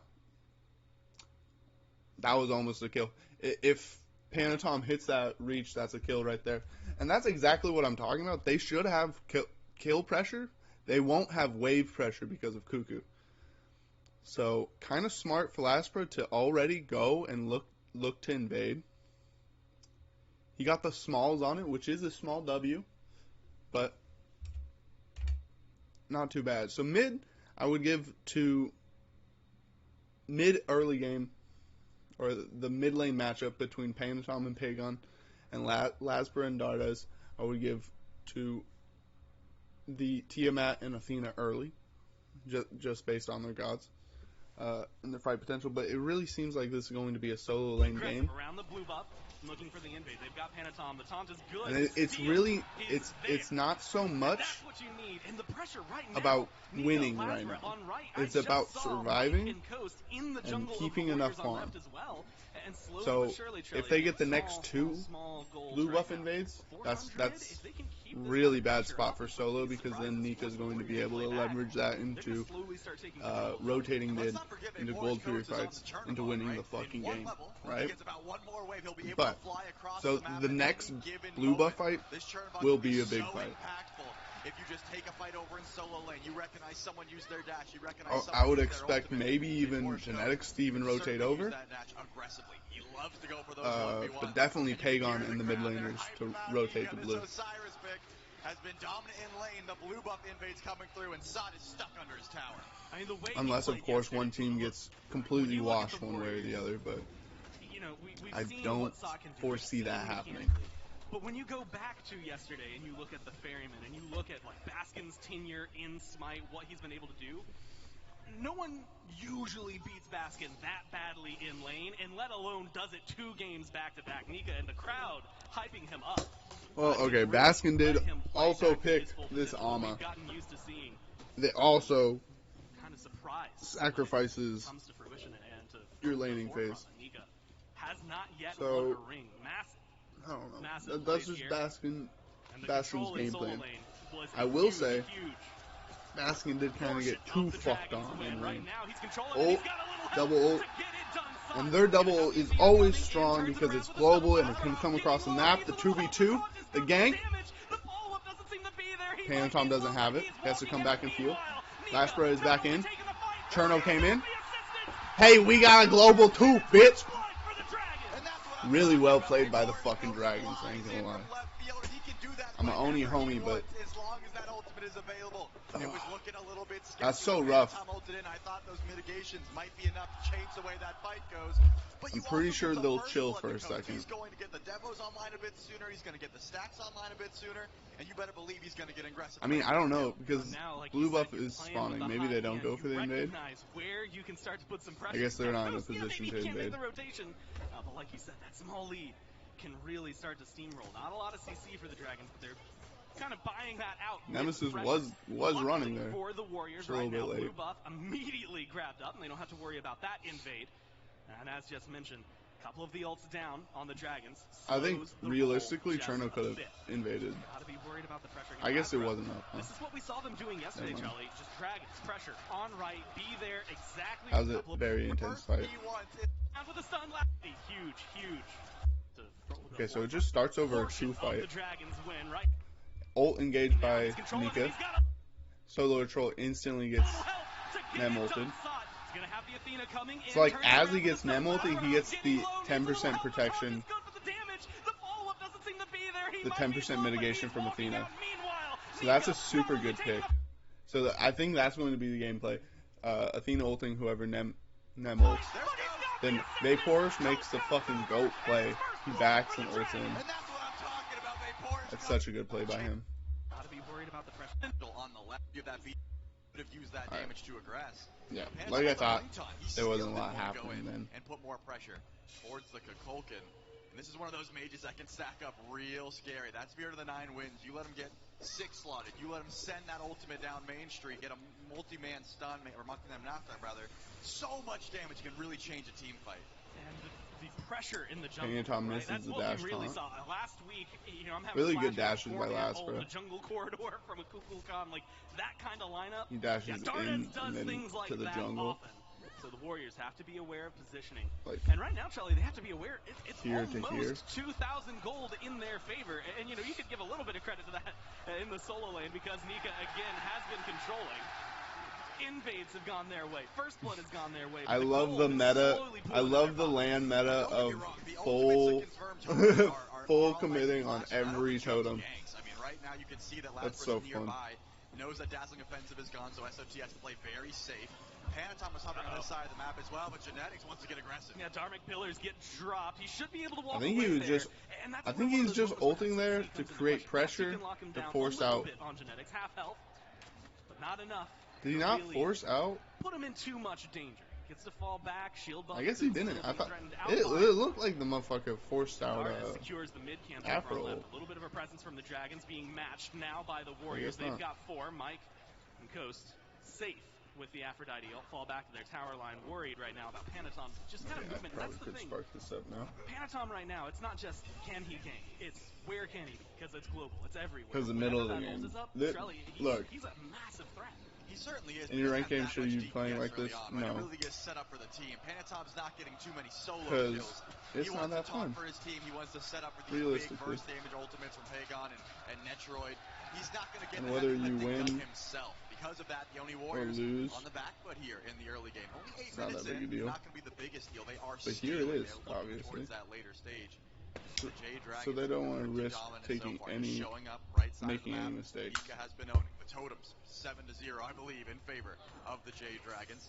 Blue buff invades, etc. Sod has just been stuck underneath that tower. But remember, upgraded relics start to be a big deal at about this point. Teleport, only halfway upgraded for Nika, so cannot show up to left lane unannounced unless it's towards the tower. But Genetics goes to that Cloak of the Ascetic very early on. That meditation fully upgraded already. We've seen the difference that can make.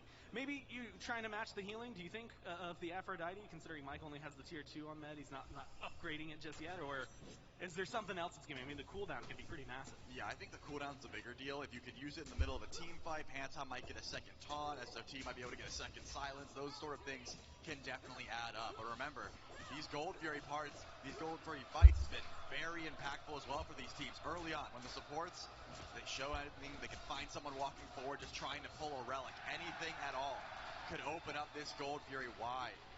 But the dual lane hasn't really left. It was that one time that Coast ulted away. Besides that, the supports have been just chained to this dual lane. We also haven't seen much rotation from either jungler since then, right? They show up in the solo lane, they get the job done. And then since then, Lazarus slowed down a little bit, actually fallen slightly behind Panatom in terms of farm level, just now hitting 10. That's Panatom who is sitting there comfortably. Now you're wondering maybe where they're going to show face. It's left side on the mid camps, nothing too serious. Panatom with the dash is able to get out of there. Charlie, it's 10 minutes in, it's 1-0. Still, about 1,500 gold over towards the Dragons. Maybe something more. Nika is walking in the jungle, again looking, fishing for something, someone to bite the bait, take the bait, go for the fight. Won't quite find it as we eclipse 10 minutes. And we have a small lull. I'm going to ask the crowd right now, who is rooting for the Warriors in this set? Stupid early game fucking 5v5. Pretty good, pretty good. Pretty good, pretty good. But it's the question on the other side, and you already hear some chants. Who out there is rooting for the Dragons?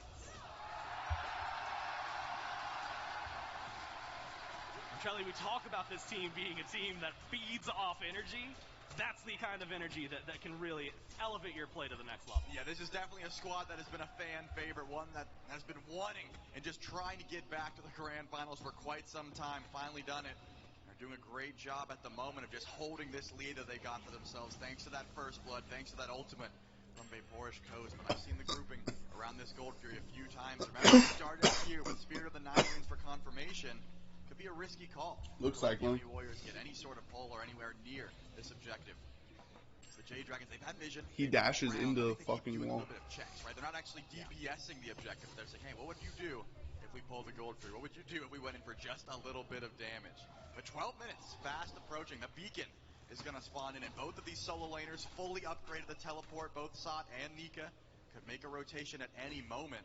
As far as who's going to be more impactful, though, SOT's got the dazzling offensive. You just want to pull these feeds down. That's what Athena is here for, but Pantom hasn't been able to do it too much. Nika right now, again, good stun on the Sot. But it is that rotation that we got to see yesterday. That's where a lot of...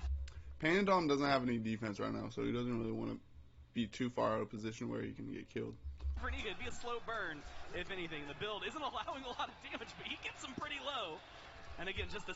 So once Pantom finishes off this breastplate, I'd expect him to start getting a little more aggro. Start blink taunting, start dash taunting. Yes, Genetics and Pagon standing by, Mike with control. And the Dragon slow. He can already start with this tier 2. It's a really strong tier 2. Taunt from Pantom onto Mike. You can burn down an Aphrodite pretty simply, but you got Lasmer coming in the back. Pagon has to be careful. And the Warriors will not step up. Dragon Good poke get themselves by the Dardas. totem. Goes down, now Golden Fury. Their poke game is going to be absolutely annoying because Cuckoo Spit, Nemesis 2, fucking Nika 1-2. So annoying. Went in for a call yet. Netroid, very quiet game so far, has been just ignoring Coast and going for farm. I'd say both teams drafted really strong siege defense teams. It's never fun, right? But I would actually give the edge to the Oni Warriors for like breaking sieges. Genetics ult will be able to separate them under tower, while SOT and Pantom can dive the backline with their ult combination. They commit to are just a bait to step forward. They had so much damage. Dardas can go as far forward as possible. Maybe after the staff of Mirrodin comes through, that's what they'll I think I give this to the Oni Warriors late. Yeah, it feels, you know, we've been talking a little bit about the farm and getting to jump into it, but kind of unanswered so far from the Warriors. The Dragons I will be interested how they deal with this turnabout split push. Whether they send solo or troll. I guess they have two ways to deal with this actually, with Athena and solo. See how quick the response time would be, and it was a little too quick for him. So instead they back away. Blue buff maybe invaded here by Sot, looking for some of the damage. Dash is good. It strips part of it away from Nika, and is able to steal it away fully, but now you're in a bad spot. Lasmer's in the jungle nearby. If Nika can keep him slowed down just enough, you might have some backup. Instead, opts the split ways. Lasmer goes towards mid, and it's going to be a small reset. Yeah, that shield just does so much burst damage. Not easy to out-confirm the blue buff there. Pop the Frenzy just to go in for the totem. They're going to trade ultimates as well. It looks like Sot might actually... Let's go! That is the first totem. Let's go! And the stare down. SOT, baby. That one's got to hurt. Nika knows. I mean... That's fucking gentleman's rules right there. That is the first totem for the Oni Warriors and the stare down afterwards. That one's got to hurt. Nika knows. I mean, look... Fucking top 5 Smite moments ever. Haven't seen a lot of fighting in mid, and that's the sneaky damage that they can start to provide. Like, if that tornado suddenly connects, all of a sudden, let's go. We're having a different conversation for Pantom. The Athena also, and this is something we've seen in some builds, with the breastplate early, sometimes in the jungle can be a lot squishier than someone that you're trying to have initiate as often as you would like an Athena to. That's one of the dangers it feels like for Pantom. That's why I want to see the Jade Dragons, look to be aggressive, right? Pantom isn't doing that level of damage. Not the magic as Lasmer could do, right? He has the Hydra's Lament, he's got the Atalanta's bow. He's going to be doing some great DPS, but Pantom's looking more towards late game. He wants Bumba's hammer. He wants plenty of CDR. It's just a night and day difference, and the Jade Dragons should feel much more confident to fight at this moment. And I cannot believe Pagon sends the Lizards over to right lane just to steal some farm. That's messed up. Sometimes you need it. You need it go your way. Totem this time goes the way of the Dragons. Again, Pyromancer started up. And again, a heat check. Dardas has the ult, throws it through, gets the Pyro, and a double ult. Pagon forced to fall back, same for Pantom. And it might lining them up, Dardas. And I'm wondering why it took That's so really long poor for the Jade positioning out of Dragons Domi's, to do that. actually. I mean, Pagon picked Tiamat. This is not a burst mage by any stretch of the imagination. And it might not get Dragons. Yeah, I don't know why Pagon's even stepping up there. Has the ult, throws it through, gets the Pyro, and a double. Need it. You need it go your way. It is really bad. For Pantom. And it might not get a kill, but it gets the objective. Started up. And again, here it is. Like, look at. Check Dardas. Very bad positioning out of the Onis. Has the ult, throws it through, gets the Pyro, and a double ult. Pagon forced to fall back, same for Pantom. Like, Panaton's in a good position because he knows he's not dying. He has base procs and whatnot. So, Primordial Onslaught does not outburst that ultimate any day of the week. Now yeah, I think Tiamat just has to stay away and then defend tower. Because now that gold swing is actually pretty fucking huge. That's a gold fury now. They just got a gold fury on your head. And now they're about to get a real gold fury on your head. Genetics are going to spot it, and they've got Pagon coming up behind. See, pulling this gold so immediately. The Warriors, especially with Dardes' ult down, feel confident pulling it themselves. They that drop the shit. Dharmic Pillars. They've got the burn. Someone's got to get in, but no one. That was a bad bait out of the Dragons.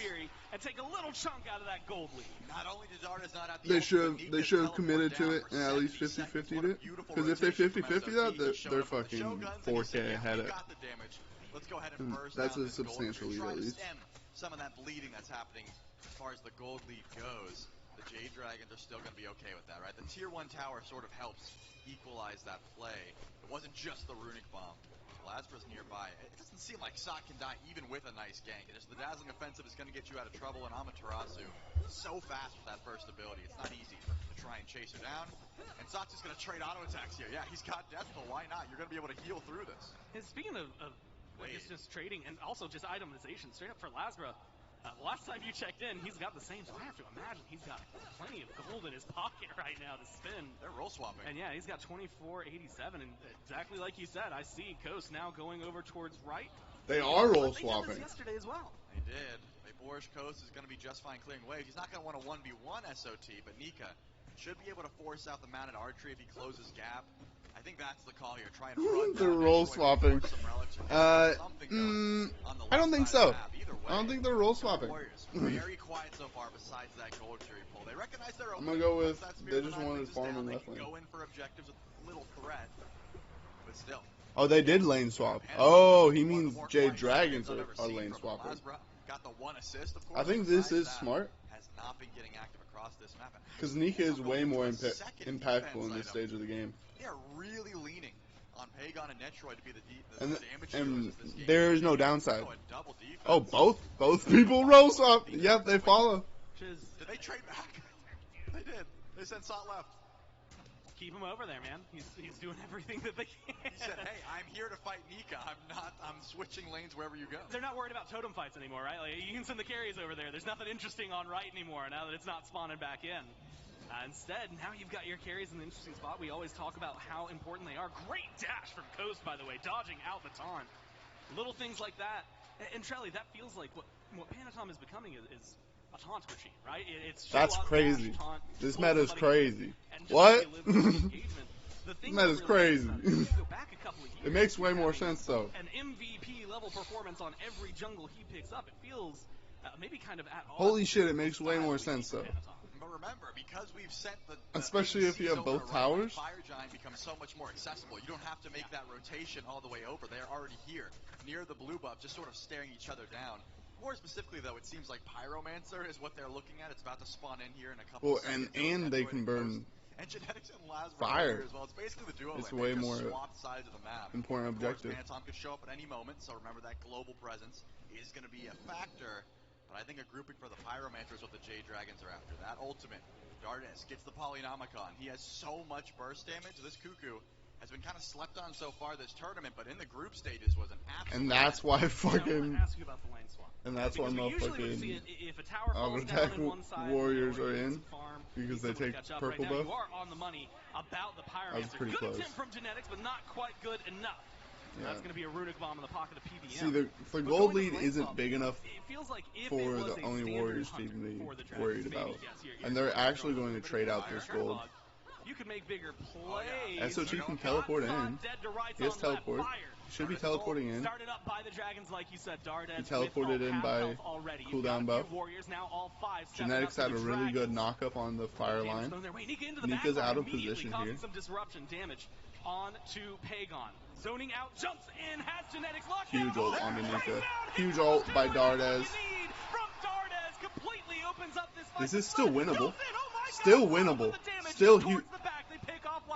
And now you've got a little help. Panatom again. VP? Machine. VP? What can he VC? do and what can Goddamn. he bring? And right now, it's the damage. Hagon literally 1v3ing on the left side.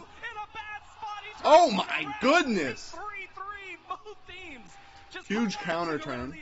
That was ridiculous. That looked so bad for the Oni Warriors at first, but this Tiamat, those Soul Gem procs were absolutely popping. They should have had a triple kill there. Okay, so that's gonna be my motherfucking Tiamat build. But the Oni Okay, let's watch that shit back. Blaze, you got Sot dead to rights on left. Fire. Dardes has ult. Started up by the Dragons, like you said. Dardes with ult, half health already. See, super good engaged by Genetics. Forces the Nemesis ult onto him. No, forces it onto Netroid. Immediately causing some disruption damage on Netroid ults out. Zoning. Pretty big ult. Jumps in, has Genetics locked down. Oh, straight down, hit on two, and that's what you need. SOT's still going in here.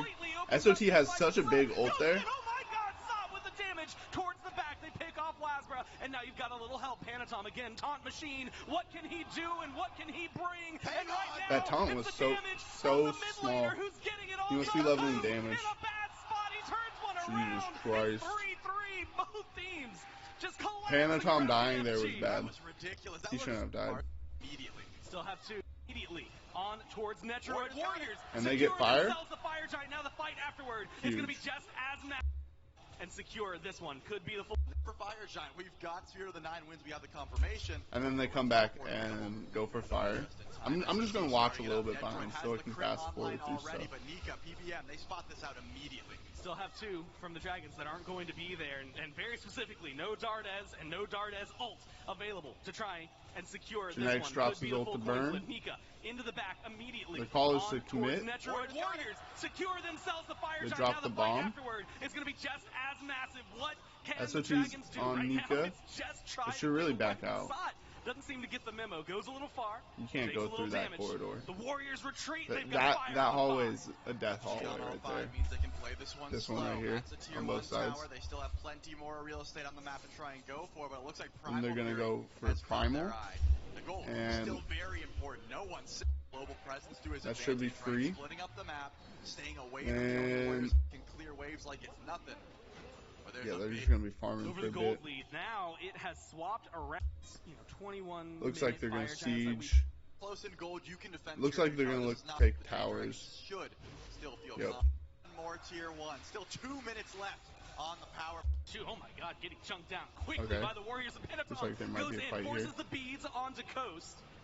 And now falls back. Has Genetics huge engaged. Dropped, locked in and corralled are the Dragons. But the turnaround, and specifically oh my gosh, huge turnaround on the SOT from the Osiris into the Dardes ult. Dardes is actually sick for being able to fucking hit Coconut off Dardes or off Osiris ult. The fucking root there is a micro root, which means it's the smallest unit of root possible. Like there can't be a smaller root. Have been unleashed, walking up right side of the map. Still a W. Pyromancer should be grabbed here for free by the Oni Warriors. They were kind of limit testing there. Yes, teleport up, so they didn't really have any ultimates. I don't think the Jade Dragons have enough time to push up with their Titan. They might just walk up slowly and sort of heat check what the Oni Warriors want to go for. Just a minute left now. This is good for the Oni, though. How much can they step up? I mean, this feels like the massive. They hit the right? late game like, team fight stage, and their comp really came together. Titans are going to clash over and right. The ult combo from Athena ult and fucking Chaos Titan here behind him, Charlie. what's it called? Amaterasu. With Dardes building the way he has, it's usually Obsidian Shard and a Soul Reaver, but goes for the Polynomicon. That means he has plenty of damage towards squishy targets, notably, but also structures. Nika taunted back. Huge poke on the Nika, honestly. The Oni Warriors, remember, they still have Fire Giant buff for a bit. They are okay to defend. They have to watch out for the Spirit of the 9 wins. Dardes is still a target. Panatom again, double taunt. He's gone to Nika. Nika jumps and in. They forced him forward. Shoots it straight down mid. Only connects onto one, but it's Sot, who's half health, and the rest of the Warriors taking out Hagon went in alternate alone. Timeline tries to get the job done. Nika goes too deep and dies. Lasbra, Coast. Hagon was really out of position there. That's really rough. Sot, who's half health, and before the Spirit of the Nine wins, Dardes is still a target. Panatom again, double taunt. He's gone to Nika. Nika jumps in. He Pagon jumps in? Shoots it straight down mid. Only he's going for Dardes. Who's half health, and the rest of the Warriors taking out Pagon. Alternate timeline, tries to get the job done. Nika goes too deep and dives. Lazra, Coast, combine and get themselves. If he did hit his dash, he might for Solo, the Titan, knocking down this tier 2 tower, and with a little bit of pressure and a little bit of help from the Dragons, they're going to get it. They don't have to leave. I don't know what the J Dragons are doing. Push forward. You've got the Titan on your side, but they don't want to gamble. They don't want to risk it. They definitely do not want to gamble. Here shortly. This is going to a be 4v4 Phoenix as far as I'm Siege. concerned. The Fire Giant went to the Warriors with the J Dragons. 26 We're able minutes. to trade out tier 2s. And that's all for now. We're going to be back to the Fire Giant Dans and Gore. I think How much is at stake here? They got control back of the game. They have Fire Giant pit pressure for a little bit. For Panatom, he went Spear of Death, so that's the only damage besides the Bumba's Hammer. Oh my god, this ward here is so smart. It completely covers this whole entrance into the jungle. It certainly does work, but Panatom, having a ward here and that ward here, you know whoever's going to come. A hard carry player, the Susanos, the Thors, the Dajis. That's crazy. And you sent him crazy on tank smart. Athena? I just feel like you're not using all your strengths. Now, it's Spectral Armor, very specifically, is that item. Not a ton of crit, and I guess I should add yet onto that, right? Is there a good chance for Coast to lean into that? We've definitely seen it be a big build. I think it helped him out a ton yesterday, but he's really been going towards some of the more penetration-oriented builds pretty much all week. Yeah, that's true. And Panatom also, I was already talking about the Athena going mid-tank, the Gilgamesh as well. He's been going towards more supporty style jungles anyways. Wants to set up for the squad, and the Oni Warriors are going to go for the pull. Dardes is close by, though. Got to watch that ultimate. Now, we're still sub 30. This isn't enhanced just yet. And again, the Dragons have secure over the wall if they need it. Nika caught out on the right, or maybe he's the one doing the catching. Slopes thrown onto Sot. Watch Lazra on the left as well, looking for the loop around. Instead, they fall back. Fire Giant regens back to full.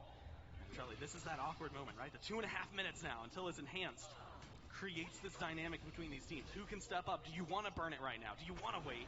And can you find a pick? Those are all questions both of these teams need to answer. Because Wake Forest Coast has that ultimate.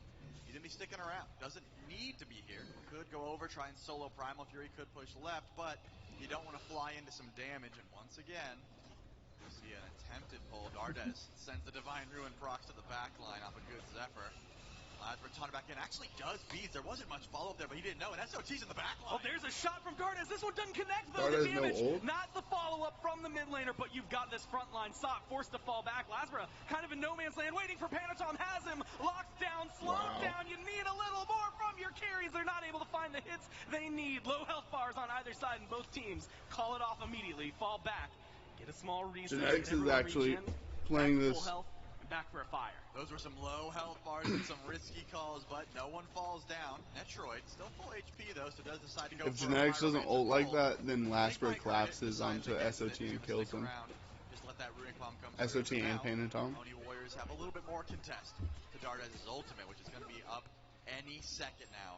Take a look at those relics though. The J Dragons have an Aegis to their name. That's about it. While as the Oni Warriors, Pagon's got the beads, the Aegis, and Netroid. These carries have been just fine because Panatom, Sot, and Genetics have been doing all the dive.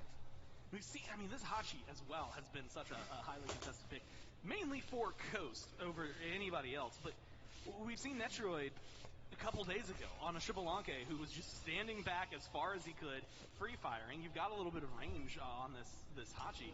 It feels like if he can play that style, this is, he's gone the build for it, he's got the play style for it, and like you said, without pressure on the beats, who can dive him? Is it supposed to be Lazra? It's not easy to get to a Hachimon at this point. Netroid has a red buff as well because Pagon's been able to eat them and spawn 2, so now you've got both carries with red buffs. He doesn't have the Deathbringer just yet. That's going to be the big difference as far as I'm concerned. The Demon Blade helps, like those crits are flying, and as I say that, does actually pick up the Deathbringer. So now, if Lazra gets to the back line, you can shield like one crit. That's about it. Then Netroid is just going to shred through you, so not easy to do. It is going to be mostly on Nika to try and get to the ADC. And now the Oni Warriors, once again, started up. It's going to be enhanced. 30 minutes, enhanced Fire Giant on the board. It's just a heat check for now. Can they pull the Dragons into a fight? Not a lot of gold separating these teams, but it favors the Warriors. And they're once again going to start their DPS on this Fire Giant, trying to find their way towards the back. Pagon has been playing very far forward as well as Sop. It's been Nika, the one who has engaged the most on these. Charlie, if the Dragons get their way, you had highlighted the relics earlier. Now you've got beads for Lasbra. 15 seconds until Nika has them, and then 30 seconds on relics for Dardes and Coast. It feels like they want this to go a little bit longer just so they have all utility for the fight. Yeah, the Jade Dragons are happy to stall this one out. I think it was the Warriors that were trying to bait out something, right? It wasn't a pull to go in for Enhanced Fire Giant. It was, hey, can you guys ult? Do you want to use a relic? And a whole lot of nothing is happening right now. Where we can find the fight after the fact. Make no mistake, the Oni Warriors don't want a 50-50. They want an all-out jungle brawl. And it looks like they're setting up for one. Dardes comes around the corner. Remember, Panatom has the taunt, but sees the link and knows PBM would be there with the kiss the second he dashed forward. So calls it off. Now we're back to the drawing board. Hey, Beacon is here. Primal Fury is here. There is stuff to do on the left side of the map, but everyone is around Enhanced Fire Giant. This could be the fight that breaks this game wide open. It'd be massive if it's over a Beacon. Taunt onto Nika. Damage follow-up from Netroid is there. The crits are ringing true, and that's got the solo lane. Osiris already down to half, but he's got some backup this time. Panatom, again, dash forward, taunt back. But Nika's able to walk away from this one. Beads had to be used. The solo laner utilizing a little bit less of that utility. Yeah, but SOT can teleport back in, and Fire Giant PBM is playing this. this That's exactly what he does. He shows so well, up too. Jade Dragons, they've got healing. They have Aphrodite. They have Polar Bear Mike. So they don't have to leave either. Still, the dance continues. One opening is all it takes. It was a beautiful taunt in from Panatom. Pull the beads, get a little aggressive, so Nika could be the target once again, but this Osiris does not die easily. You had said it. This is the portion of the game the Warriors like to play for. It feels like between the taunt, having the Dharmic Pillars available to your name as well to add some shred in there, and we've mentioned the lack of CC from the Dragons. I'm looking at the positioning on the board right now. It feels like they're already on the defensive with the way the Warriors are pressuring them in mid, forcing them to step to this tier tower. But Charlie, we also saw what they can do on the defense yesterday. The Dragons are also right using now, the natural geometry of the map in the map to defend themselves. Like holding up in that red buff fortress, it is such a strong area to fight in and to defend in. They're okay with going in for a 50-50 because they have Dardes. This Kukulkan can just because whoever's first through is super susceptible to just being CC'd and burst. That kiss doesn't start much. You can see, there goes. SOT gets ulted, and that's the end of the engagement because the kiss does not last long enough. The Jade Dragons cannot be the ones to start the fight. They have to play reactive. They'll try to be the ones that end it. Right now, Pyromancer thrown over the wall, stolen by Nika, but he's going to pay for it with his life. Has his ult, can he hit over the wall, jump over, gets on out, the stolen Pyromancer, but you've got to keep running because the Warriors are on their way. That's opening to fire. And the Dragons Lasper is looking up to run up the blue side corridors. Already picked up. Nika teleporting back in and unspotted just over the wall as they set this up and the Warriors start to fall back. Low health bars on the Nika's side back with his persistent teleport. Pick this up. They should go in for this Enhanced Fire Giant. I disagree with that, Charlie. The Oni Warriors used everything. They're going back to base core. You've got the secure I disagree with that, Maybe they want Charlie. something else to be able to give them that extra bit of push right now. A potion of power. This is a game of patience. For what Dardes They are here for the long run. Charlie does they do not need. I mean, we talk about it a lot, but Dharmic Pillars is on such a low cooldown. Force this fire. I mean, Hagon used his ult, which short cooldown. Janek used his ult, short cooldown. Net used his ult, and they were low health bars. Like, I don't know what more of an opening you're looking for. The Jade Dragons still playing this one safe. There's especially, no doubt in my mind, like, yeah, forcing a fire into a team that has 2 bombs over your team is insane. I don't care if I see everyone. You would never want that 50-50 because that's more a 75-25 in their favor, you know. It's more about them fucking up the bomb. Don't want to start a fight. Someone is going to have to break this game open, and I bet it's going to be Panatom. This Athena is going to either go too far or set up the taunt of a lifetime. I disagree with that call from Trelly. The Dragons and I think the Oni Warriors made the right call. Or the Dragons made the right call. Burying their heels in the dirt and pushing back as much as they need to, holding on as long as they have to. Maybe they can find some openings, get slows. That's what this team has open to them. But right now, again, you had mentioned maybe the counterpunch, their strong suit. Pyromancer, not going to be up for a little bit. So right-hand side of the map, it's just this Fire Giant. The Warriors, unable to really find that opening. who's got to start it? I mean, Panatom, these blinks into a taunt have been absolutely massive, but he's only ever grabbing Nika. He's never getting one of these squishies. How does he get to the backline a little easier to try and get Coast, your Lazarus or your Dardes? It's just so scary for Panatom to blink in and go for a taunt when Mike is around, because once that Undying Love comes through, you've wasted your taunt, you're in the backline, you don't have Aegis, and Dardes is staring you down. Boris Coast is staring you down with crits and burst damage, so I don't think Panatom wants to just blink in. He wants the dash taunt and immediately back up. Genetics is almost always there with the Dharmic Pillars for Peel. But if I'm Pagon, I'm going over to left lane and I'm just spawning Lizards nonstop. Like, he's putting them in mid currently. That's pretty easy for the Dragons to defend. But if you see that he's gone, maybe that's a little bit too much, and the Dragons can just go in for an EFG, but he doesn't show himself. Hey, in my opinion, I learned this from BMT. You put the motherfucking minions on the pathway. Yeah, he's starting to do it. You put the minions on the Harpy pathway, so they walk. They're like a roaming ward. It's one of the coolest fucking things. 5-4 in favor of the Dragons. Gold in favor of the Warriors. Just a few thousand. And not too much this late in the game. You can almost forget the first 30. So ideally, you put them up here. In the next 5, if this Fire Giant falls, but Beacon back available. I mean, at this high level, they're going to be able to counter that. And the next 10, quick. depending on how this fight breaks through. And Trelly, even more important than any of that, it's game 1 of the grand finals on the world's stage for both of these teams. And that pressure riding on the shoulders, getting that first step forward here could be so much weight. That's what it is. It's so much momentum on the wave here. One EFG fight, one taunt, one kiss from Mike. And even to break this game wide open, put the momentum in your favor, put the crowd in your favor. And electricity would be exactly what the team needs. Jade Dragons take the Pyromancer.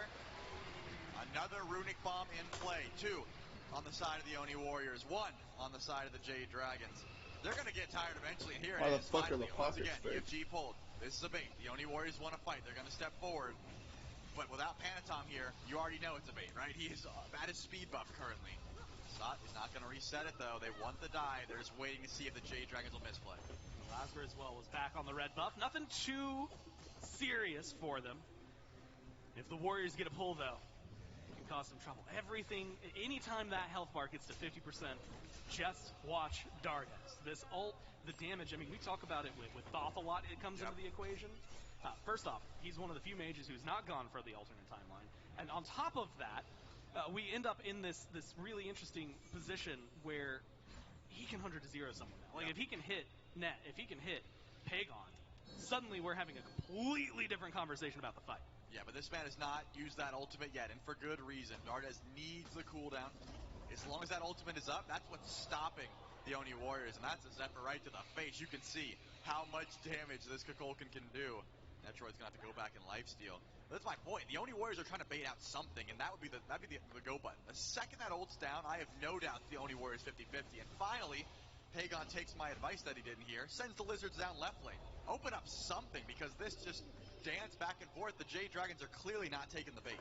Now, we've seen this be balanced by certain things. You've got Nika, who has teleport, could go over towards left, defend, and then come over. You've got Coast, who could go over and start split pushing. Normally, we're having that conversation with the Chernobog, but you had mentioned earlier, it's where Chernobog lands that can cause some of the trouble. Is there going to be enough that you think they need to mount a defense over and left, or do you think this is the pressure? Actually, maybe it is the pressure. Sot tries to open this up, maybe in a bad spot. Good taunt from Panatom, good damage from Pagon. They force Dardes to fall back in the tier 2 towers. The safe haven here for the Dragons. Out bees from that's the call. Nika was looking for a wrap around, decided against it. A lot of damage came through. It looks like tier 2 tower. So that's a pretty even where the wash. Oni Warriors are after. They're done with the enhanced Fire Giant Forces dance. Out Remember, Mike has TBM sustain, Mike has too. healing. He's going to keep his team just fine. And Dardes without the beads and a risky They spot. still have a lot of things, but I guess that's enough to take tier 2. Should be pretty simple. We're approaching 40 minutes in. Builds long have been completing for a majority of the players on the board. Just now, Genetics looking for the last one. That Undying Love, 30 seconds before it comes back. Dangerous territory for the Dragons. How much pressure can the Warriors get without the full Fire Giant on their side? Having no minion wave and having a pretty solid defense for the Dragons, it feels like. How long could they hold on to this? Indefinitely, man. The Jade Dragons are okay just playing the slow game. They are waiting for a mistake to be made. And that's what I'm talking about. The Oni Warriors cannot hope to just go for a pull and go for a 50-50. That's too risky. The engage they've been seeing, Genetics with the wrap around Dharmic Pillars, that was a while ago. That was the best option. Panatom now. This could be good. He's got Poly, he's got Bumba, so he has damage. He can also ult in at any moment, but it looks like he just wanted the shield buff. He's not going to continue split pushing left. He's going to go for a wraparound play here. He could go for a blink top. Shield buff is actually pretty fucking big. Standing in the jungle, left side. Every Lasper's in the right lane. This would be a good engage. They don't know this, but Lasper's going to he's going to show himself on minions here. From the Lizards. This has to be a good engage. And good defense from the Dragons makes sure that while their map state isn't necessarily the best, it is holding on. I would have thought Lasper being in the right 41 minutes in, 9 kills been the still call. on the board. And that enhanced fire giant, we've just kind of shifted the fight over towards mid lane, which may be favorable for the Dragons in terms of vision. Pyromancer spawns in. Dragons immediately in the pit, maybe looking for the fight as well, trying to find a pick. Unable to lock anyone down. The Warriors just too close-knit right now for them to jump in. Pyromancer started up. Jade Dragons want it. Jade Dragons get it. Another runic bomb in their pocket. So now they're tied up on runic bombs, which is actually huge. They have so much burst damage, they just want to wait out. They want to watch for the Panatom Tom. They want to get a relic down. They are playing so safe, so careful. You already explained why. The energy of getting a game one win. Too valuable, too much on the line for both of these teams to go for a risky call that is not 100% calculated. But the Oni Warriors have been the ones in the driver's seat. They go for this Fire Giant pull so many times just to see if they can find something. Plasma loses the Magi's.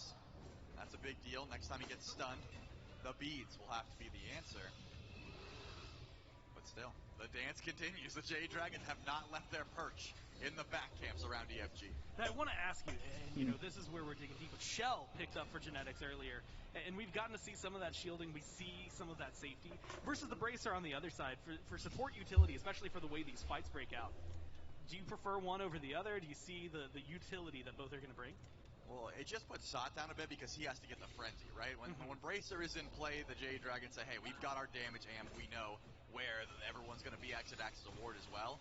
But because Gen X goes for more survivability, he goes for the Shell, he goes for the med, now SOT has to get that frenzy to try and buff the damage. Finally, some split pushing has occurred, Gore. SOT to left lane. Will there be an answer? Doesn't seem like it. This would be the opening the Jade Dragons want, but they're not going to go for it. SOT doesn't have a runic bomb, though, so this Phoenix is not under too much pressure. Yes.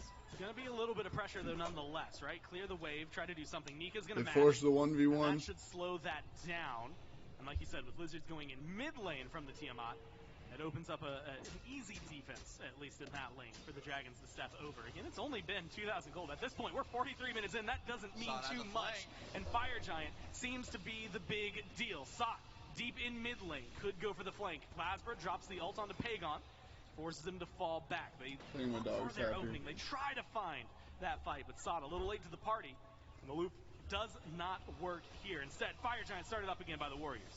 They're going for it. DPS is slow. Dardas is nearby, and of course the Jade Dragon step forward. Panatom takes a lot of damage. You have to be careful here if you're Panatom. They don't have the jump in that they want, though, the chase down. Instead, they turn their eyes towards Pagon, and they've got the damage, but he's got the lead. They finally do the fight. Pagon's out of position. He gets off quite a bit of damage, but they can't turn. They gotta save themselves. Genetics trying to run. Panatom, Netroid forced out by Lazra. Should be a Fire Giant pull from Dragons. They don't necessarily get it for free. I don't know what the call is. Looks like the call is to defend. Sot goes into the back. You don't have that ult if you're Dardes. It's true 50-50. Dharmic Pillars drop. Dragon. Wow. The enhanced Fire Giant. But they get the fight after. Lasper is almost dead. Lasper's... Oh, Lasper trades, though. Lasper lives for long enough. Dragons get game one. Oh, my goodness.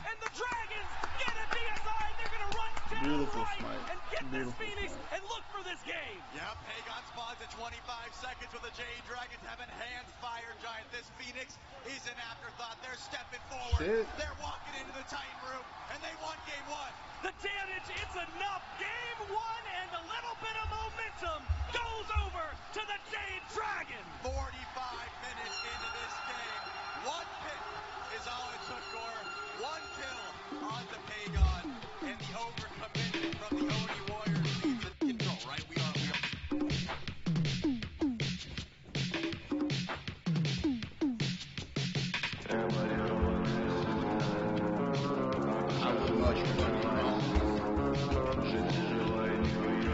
did not get my motherfucking prediction right.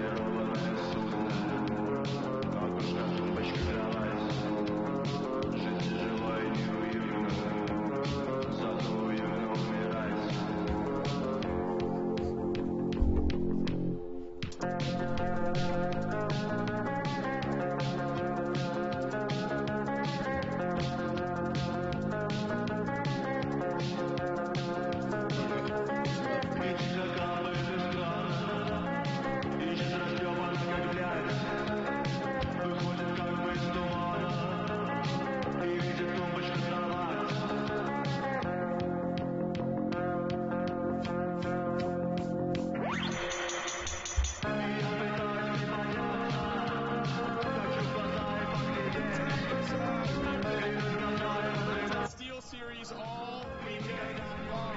And if you remember correctly, you can buy raffle tickets for all of this swag. We got microphone, keyboard, mouse, headset, whole speaker system. Oh, they just throwing shit. Raffle giveaway here in just a moment. So if you have your raffle tickets, get ready because we're going to put the raffle number here in just a moment. Fucking hype. Raffle ticket number 4326316. 6316. It's me! Four numbers. That's the I raffle won! winner for all this I won the raffle! It's me! Someone give me a shout. We got it? It's me, Dolson. It's me! We got one. Come up to the stage if you are 4326316. And come claim all your Steel Series gear. I do have something else I think I can give away here in the meantime. Oh my god! We're gonna see Dolson's penis! We're gonna see Dolson's dick, baby! So I think oh. it may be time. God. We get our Steel Series winner up here. Oh. Gosh dang it. This terrifies me.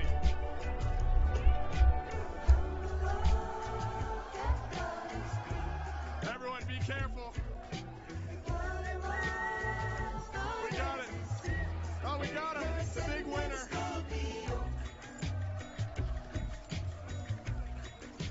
Four, 3-2. Other side. 6316. Congratulations to Big Steel Series winner. Thanks to you guys at Steel Series for these big giveaways. It's been awesome. I mean, goodness gracious, microphone, keyboard, headset, really everything you need for your setup. Fans, we appreciate you guys. Game number 2 coming up next. Oh, good. The biggest question of the day. Are you ready? There's actually 2 questions. I need to know, do you think there are more seats in that auditorium, or do you think there are more controlling thumbsticks in this box? I gotta say, I think that there's way more thumbsticks. Definitely more people in the audience today, because Smite World Championships, Season 10, today. I'm gonna say more thumbsticks. More thumbsticks. I think there's more control-free thumbsticks in this box. Beyond the auditorium, or this box, I gotta go with the box. Oh man, that's a tough question. I'm no mathematician, but I gotta say, probably more thumbsticks. It's gotta be more thumbsticks. That's for sure. I think there are more thumbsticks in this box than seats over there. I say I don't give a fuck. More seats? Yeah, more seats. Fans. Goddamn thumbsticks. See if we can see my dog. Dragons fans out there, we got a couple of other guys. Big. Think there's more controlling thumbsticks in the box? I think so. I mean, just look at them all. It's not that big, but there's a whole lot of stuff in there. Nice, great answer. So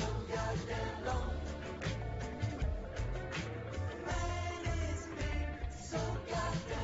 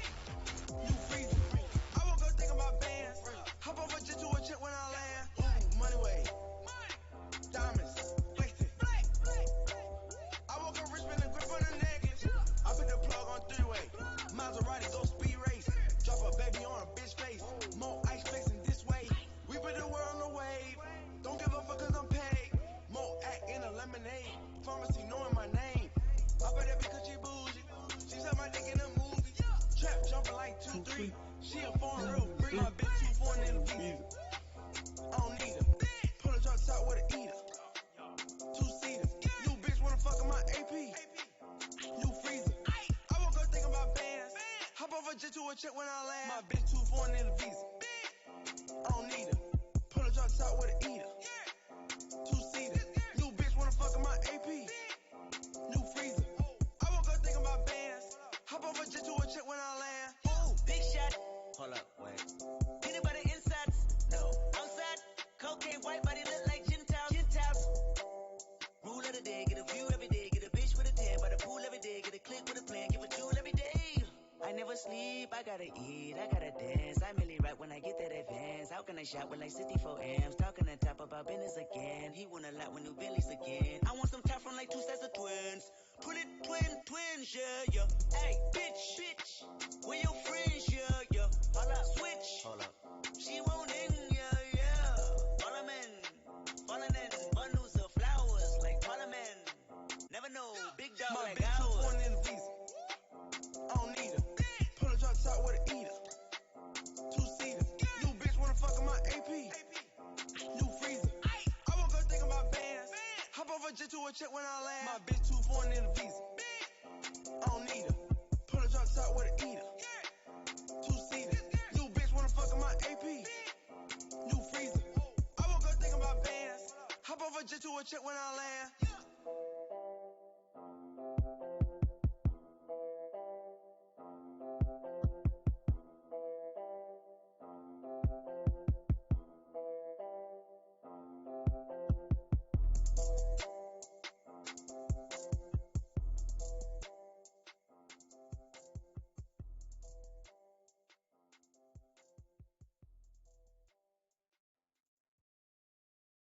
You have 10 minutes remaining on this call. No evil, no flaws. Your evil don't pause. My evil don't go. I leave my shoes at the door. No mud on the floor unless my mama ain't home.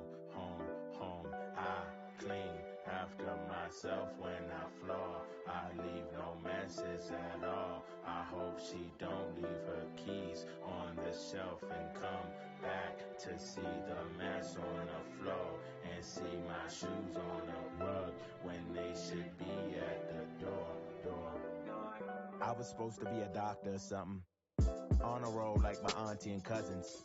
But instead I was a robber or something, till they caught me red-handed like my arm in the oven. Goddamn, Jay, do you do anything right? Goddamn, Jay, you can barely read or write. Goddamn, Jay, you never ever get good grades. Goddamn, Jay, you can barely pass 5th grade. That's what my mama would say, and it would eat at my mind. I used to think all the time, if I could be a good boy, she probably loved me a lot. The only time I felt love was when I went down the block, across the street from the house, just down the street from the shop. That's where the bad boys hung. Your mama said don't go, but I would go anyway.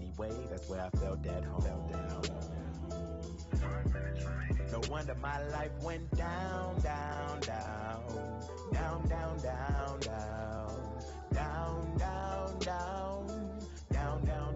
No wonder my life went down.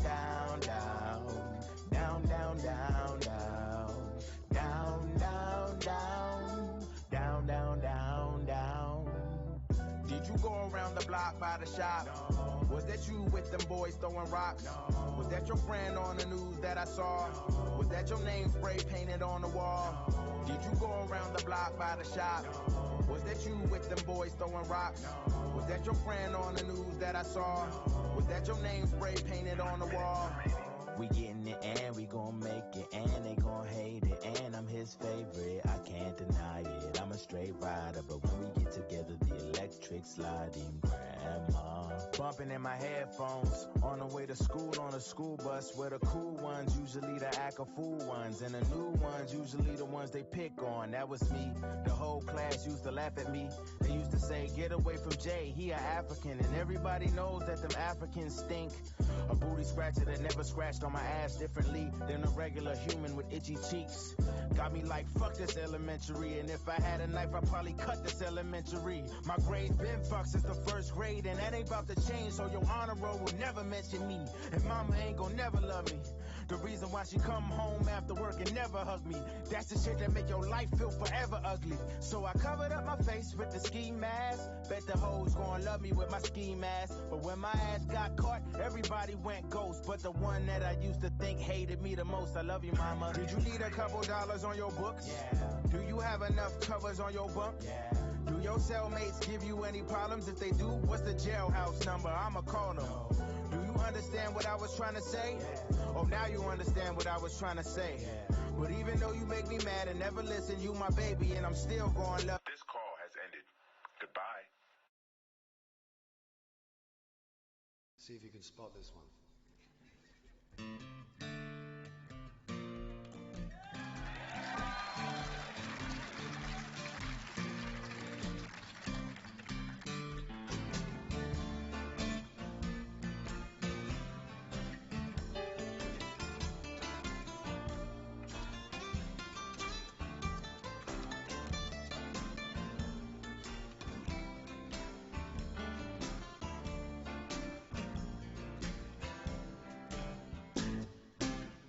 What will you do when you get lonely? No one waiting by your side. You've been running, hiding much too long.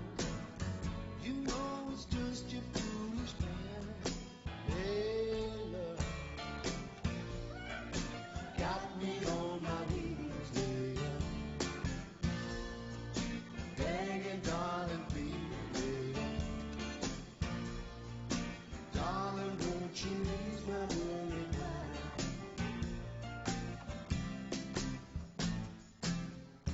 Tried to give you consolation. Your old man let you down.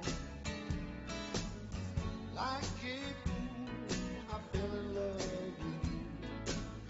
You turned my whole world upside down. Hey, love, got me on my knees, hey, love. Begging, darling, please, hey, love. Darling, won't you ease my worry mind? Make the best of the situation. Before I finally go insane.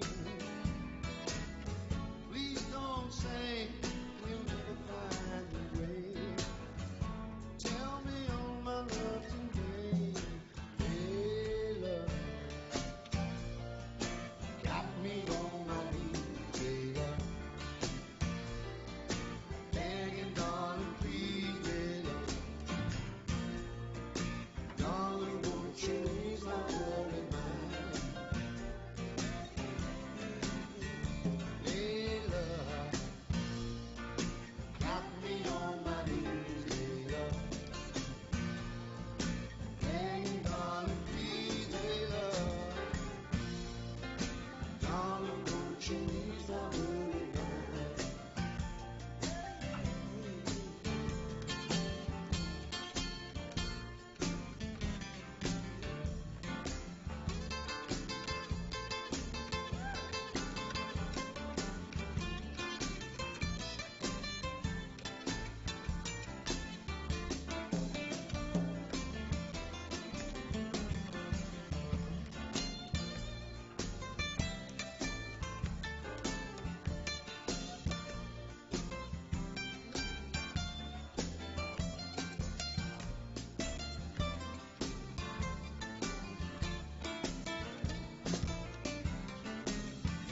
Hey, love,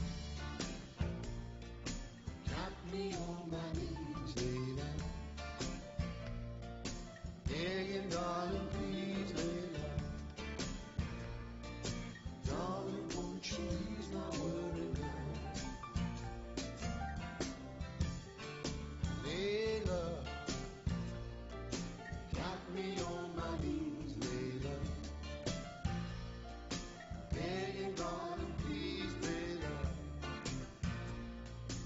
Darling, won't you ease my worry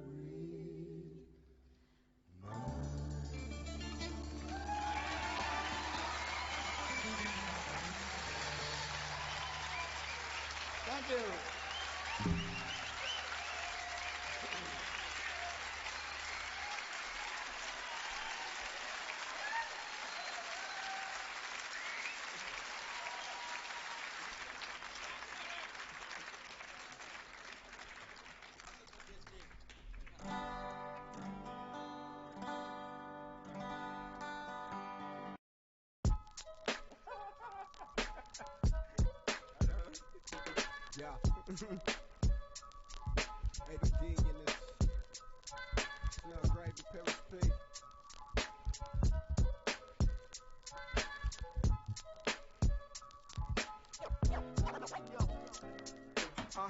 Get a scoop of double dose of it. Basking in the ambience of robbing another. Make one scream for the unseen. Unfortunately, hands don't raise, but I still get praise. Fly lyrics on exhibit as they rip the runway, taking off. Not at all, I don't get paid to strip. So every day I dip like it's my last, hoping that this feeling of wrong won't last too long. Mean talk with a mean walk, out to be taught how not to get caught in that jelly. Found in the bellies of disaster, poetic. Jumping out of every window screaming message. Blessings in disguise, covered eyes in this masquerade. Man, I wish I would have seen the face. As always, my mind moving too fast, but still arrived too late. Virgo with the mind of a Gemini, we straight. Two heads always better than one. That's why we come second to none. Give it a run. They dreams chasing them, but they run. Niggas is dumb. Y'all continue to have fun. My message is I don't wanna be famous, I just wanna be well off. Keep my bank account banging, take care of those I care about. Fuck a Maybach, I just keep swinging my lat. These are thoughts of a black insomniac. Just started writing, didn't know where to begin. Jot a couple lines, then start over again. Then again, the line was tight, the time is right. Is the line of light gon' shine tonight? Dig, we got a show, I got a flow. And a couple fans used to wanna hustle pants studio. Love is tough, went back to peace. I use it for improvement, others use it to decease. I live for it, they die by it. No beefing, that's why I diet. No thieving, now I buy it. Once committing more than theft, my golly. Yeah, I'll probably be better off doing this instead of that. Trap, this a trap, we heavy off in the mix. Got raps on top of raps, trying to make some sense and put Dallas on the map. But I don't wanna be famous, I just wanna be well off. Keep my bank account banging, take care of those I care about. Fuck a Maybach, we just keep swinging the leg. These are thoughts of a black insomniac. What if I was to make it? Riches now, boy, I'm banking. Bitches all in my business, drowning in money, sinking. I'm frowning and wondering, thinking about this life I'm living. Another day, another dollar. I live my wishes. I triumph through expeditions. I would've never thunk it. I made it, but now like fuck it. I hate it, but love attention. Outrageous. A bunch of women know me now. They owe me now, but I don't even stress it. I just take a puff and blow it out. Proportion needs my portion every penny. Fuck a Porsche Lamborghini. How you forced to ask this genie? Why me? I ain't asked for that. Ask my tax. I just wanna breathe. Bring ambulance. 1, 2, 3, clerk. Money's my motivation, living's my occupation. My new hobby is waiting, and I'm probably impatient, but I do it for this. Cop a couple of cribs, a couple of whips, but I don't wanna be famous. I just wanna be well off. Keep my bank account banging, take care of those I care about. Fuck a Maybach, we just keep swinging the leg. These are thoughts of a black insomniac. God damn.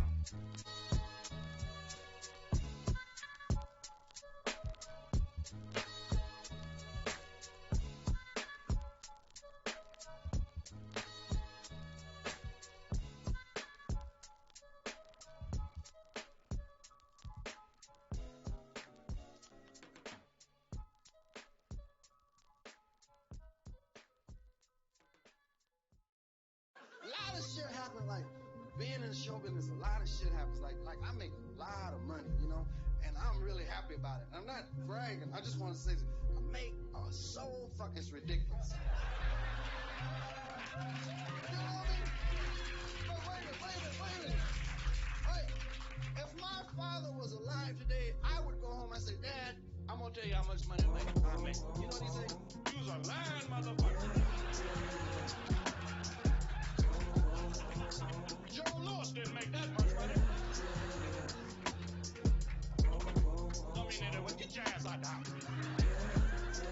With that bullshit.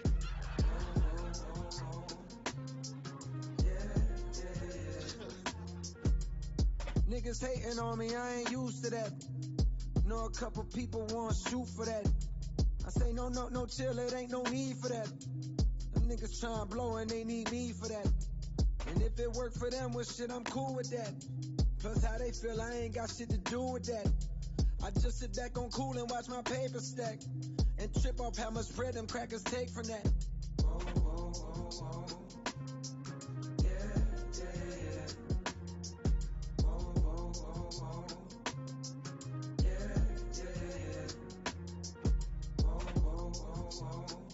I am back.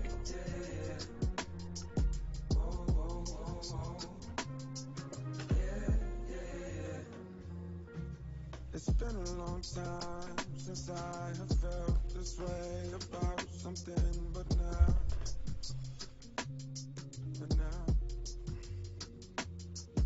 I'm controlling my mind. Will Mike decide to go towards it here? And I love this. What else is going to be really pulling those beads that you can actually punish? If you hit that pull, yes, you're going to be getting those beads, but then you have to wait for your ultimate to be back up. Are you going to be able to kind of threaten that? Normally, I'm all in on that, Bobby, Maui, but honestly. Maui has so much CC on his own. He's going to burn your beads with the first ability, pull you back in with the landfall, stun on the lead, pull on passive. If you want one dedicated beads burner, I think Maui's as best as you could do. I agree in the same semblance, but into a Ganesh, that is something that you have to put yourself out of position for, and you can't do that against the Ganesh. Yep. It's risky, and I agree, if those beads are down, there is that threat there, but Ganesh just kind of makes it so difficult to play this Maui. Whoa. I like Baron a lot Ends better, up actually. being a Baron lock-in especially with the games going for the later. Jade Dragons. Unless my eyes deceive And Mike's me, been piloting. I think it was the first time the Afro really that well Fina last game. will have gone unpicked and unbanned here at the Smite World Championship. Hazer, Baron Samdi for the Jade Dragons. Very, very slow comp here by the Jade Dragons. They went late last time, and it looks like they want to go late again. They want to go towards these Fire Giant fights. I think they're really going to struggle to get through this early game with this comp. What I want to see from the Oni Warriors here is to run it down. Gilgamesh in the jungle going to be dominant. Osiris and Solo can match the Bellona. Ganesh, Hachiman should crush this duo lane. I want to see aggression from the Oni homies. And if I'm playing all Gilgamesh of those here, gods are even their I'm gonna prio hunt down picks this as the laner. Onis. I'm going to hunt down this Maman Brigitte. I want to meet her in the jungle, fight her there. There's so much CC lockdown now on the side of the Warriors. Where I feel Every that one of their the side Brig lanes gonna put and them the immense Tiamat pressure. You're not are even kind concerned of about reactionary. what would be a normally pretty slow lane in the And I bottom gotta lane. say Up that the against Jingwei Tiamat, is you have reactionary pressure too. there I don't think I like the one point Dragons is that I comp think the Dragons whatsoever. are kind of going back So to I is think we're it's on a the bad world comp. stage. Games are usually a little bit slower. That means there's going to be pressure on the Warrior side to kind of snowball this game and get them in that big lead advantage by the time it goes late. But if this game goes late and the Dragons are able to farm up, get those 4 or 5 items, this is a scary comp on the side of the Dragons. It's a hard thing to manage mentally. You've gone down 1-0. You're under pressure on the world stage. Genetics taking his first loss in Texas, you know. He hasn't fallen down a single time. How does he react here? Can they pull the trigger on these calls? Can they make the pressure count from this comp and get in there? I think they can. I'm the only concern I have for the Oni Warriors is their ability to do the stuff after the stuff. I know Tom's in the building, but objective play, it's going to be tough. You've got really good burn potential. Ganesh, one of the best at that. Hachiman, boost your team's potential there, but there is no secure. That's not to say the Jade Dragons haven't got it either, but they do have a Jingwei. She's very good at defending gold here because you're just able to leverage that passive to stay ever present. The Oni Warriors could very well find kills, but the stuff after, I'm not so sure. Game 2 going to be very telling here in this set. I talked to some Dragons players earlier on today. They put a whole lot of importance on Game 1. This Oni Warriors team has been very difficult for the Jade Dragons to beat this year. Players thinking that if they can get through Game 1, they may just win the whole thing. Let's see how close the Jade Dragons are. Can the Oni Warriors bounce back in Game number 2? Well, that is the question we're going to have to see answered by them here, Shelly. As far as drafts go, I felt like the Warriors, although last time we were saying this, did a lot to get things in their favor. The question is how well they can control, especially when the Dragons can hunker down as well as they can, as they did yesterday and in that last game. And there's a lot, I think, that stands out. But front and foremost, earlier, was the jungle conversation. And I'm going to go back to it because we've got Panatom on a signature pick for Don't watch this himself. shit, bro. Gilgamesh. Shocker, they changed the graphics because that fuckhead was there. That's what's saying it. It's worrisome the Jade Dragons that went so hard for the late game. They feel like they can stall this game out. It's everybody on the Osiris, up against Panatom on the Gilgamesh. Of course, Pagon's not going to do too much heavy lifting. I got that in my this back round. He's pocket going to want for to the get boogie. late game as well, and same with Netroid. But you've got the EI Jutsu, you've got some good stuns. It's not as if Genetics and Netroid can't find aggression early on as well. So the Jade Dragons, they really feel confident that they can drag this game out just like they did in game number 1. And if they do, if a Porsche Coast builds crit, this is a pretty gross composition very late on. Well, it is game 2, the World's Finals, with the Dragons having the 1-0 lead and the pressure. 1? that I imagine the players are feeling. You know, David mentioned Dragon saying, get through game one. As long as you get through game one, you've got somewhere to go. You've got momentum. You've got something. You've got the crowd on your side if you're the Dragons. Two. And that's going to be their overall goal. Now, Shelly, I also want to throw this back because for longtime Smite fans, this is a lane that you've gotten used to seeing. But years and years and years ago, Bologna versus the Osiris, this feels like it could have a lot of fire. Definitely. And because of that, junglers might want to stick on this side of the map, right? You've got double teleport, so not as if there's survivability in question. And Lasbra, he's a lot of damage early on. That's the benefit. Having a pick like Gilgamesh, a pick like Merlin. But you're right, there should be some scrapping over in the solo lane. It's not as if Lasbra is going to have the easiest time going for ganks. I think Mifflin said it best. It's going to take a few items before Maman feels like she can just fight as aggressively as she wants to. So Lasbra is going to be chilling, whereas Panatom, he's got the play. He wants to fight as much as possible. Nika needs to be a little careful. Luckily, that signal didn't connect. Panatom, though, finds what he needs. Wow. It's first blood, 1 minute in for the Warriors. And this is what I'm talking about, man. Lasbra has the blink, He missed but it. wasn't Can we able get a to use replay? it because so Hey, much Doug. easy comes from Hey, Gilgamesh Doug. early on. Now, Could we please get it? If we get a replay right now, Doug, we'll give you a raise. All of my two's revenue, maybe. And Panatom with the lead on an No, actual no replay, Doug. Oh. That's scary stuff. That is a dangerous territory. You had mentioned the Dragons, if they can hold out long, that is a key. We've seen them do just that several times this weekend. They're going to need a little bit more, especially if Panatom decides to get active. Oh, sweet Zen. Slow everybody down, right? Yes, you can show up in any lane, but if the other lane isn't giving you the opportunity, it's not going to do too much. We'll take a look back and see exactly how he gets that first blood. And Trelly, it is a very dangerous game to Thank play. you, Doug. I love you. He just walked up, took the one, and I'm assuming level 3 was not even necessary. You got to watch out for those stuns without the beads. And Lasbra has to play so safe for the rest of the game, too. Getting down without beads, level 12 is when he gets access to that safety. And he doesn't have it for quite some time. Panatom has the All ability 5 to of the Oni Warriors are on the fucking bread and butter gods. I don't think you just stick around. So I think Panatom wants to step forward. That's exactly if you what aren't he's voting, like, if you don't give them the edge this match, right you're now, kind of Nika high. holds up in terms of Higher than me right now, on the man. Lasbra, but you've got a good silence out from Nika. Again, just make sure that follow-up is very limited. And Lasbra, he's been doing a great job just mitigating some of the pressure towards him. So nothing massive happening over in solo. Blue buffs should go to their respective teams.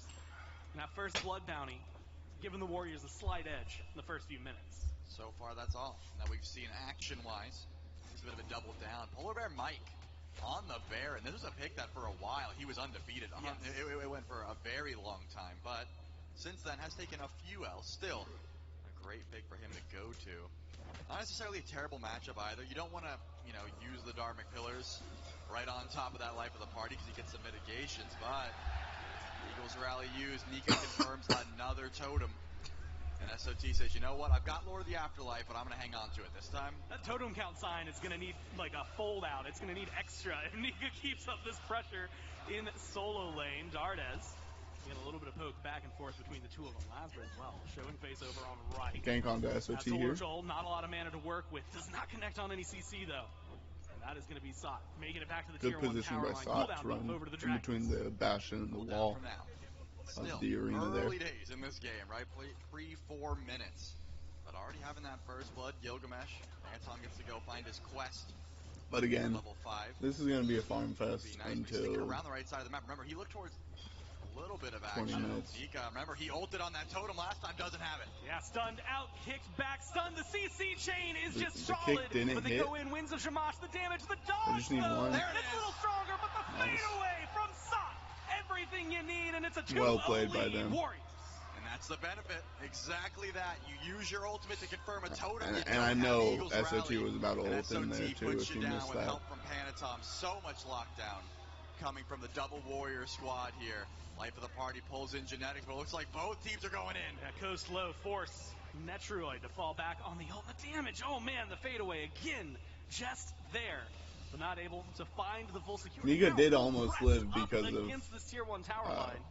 The minion. Daring the Warriors to how fight he back. was standing in the minion As of wave right now, there. in solo, they say yes. In mid, they say yes. But in duo, He still got the not into stun off though, so that was the most impactful part. You always have to watch out for. Just You looking can for tell. poke here. The Huge target combo here. by Drop kick Pagon. just off the mark. Remember, Lasbra has that Nice ultimate poke. for CC immunity. Didn't feel like you needed to use it, and it was close. If that kick connects, you may be falling down once again. Nah. Juan Brigitte is having a rough time so far. I don't think he falls down there. But remember, the Jade Dragons were never playing for the stage of the I game think anyway. Gilligan of my man is the fucking hardest counter I've seen for my I'm man. gonna watch solo lane. Maybe like a hawk. Because dropkick counters, then it's like, okay, once you dropkick the fucking fire breath, what does my man do except fucking die? Because then you just won and fight it. Dominance in lane has been a pretty Okay, she dives into you, you jump under tower, and you ult yourself. You go back to game 4, game 5 she's fucked. game 1 today. She's fucked. I'll tell you and what, while she's game 1 fucked. takes a little longer than some of those others, it is built upon this early lead. I mean, 2,000, 3,000 gold that the Dragons were able to cultivate seemingly from nothing.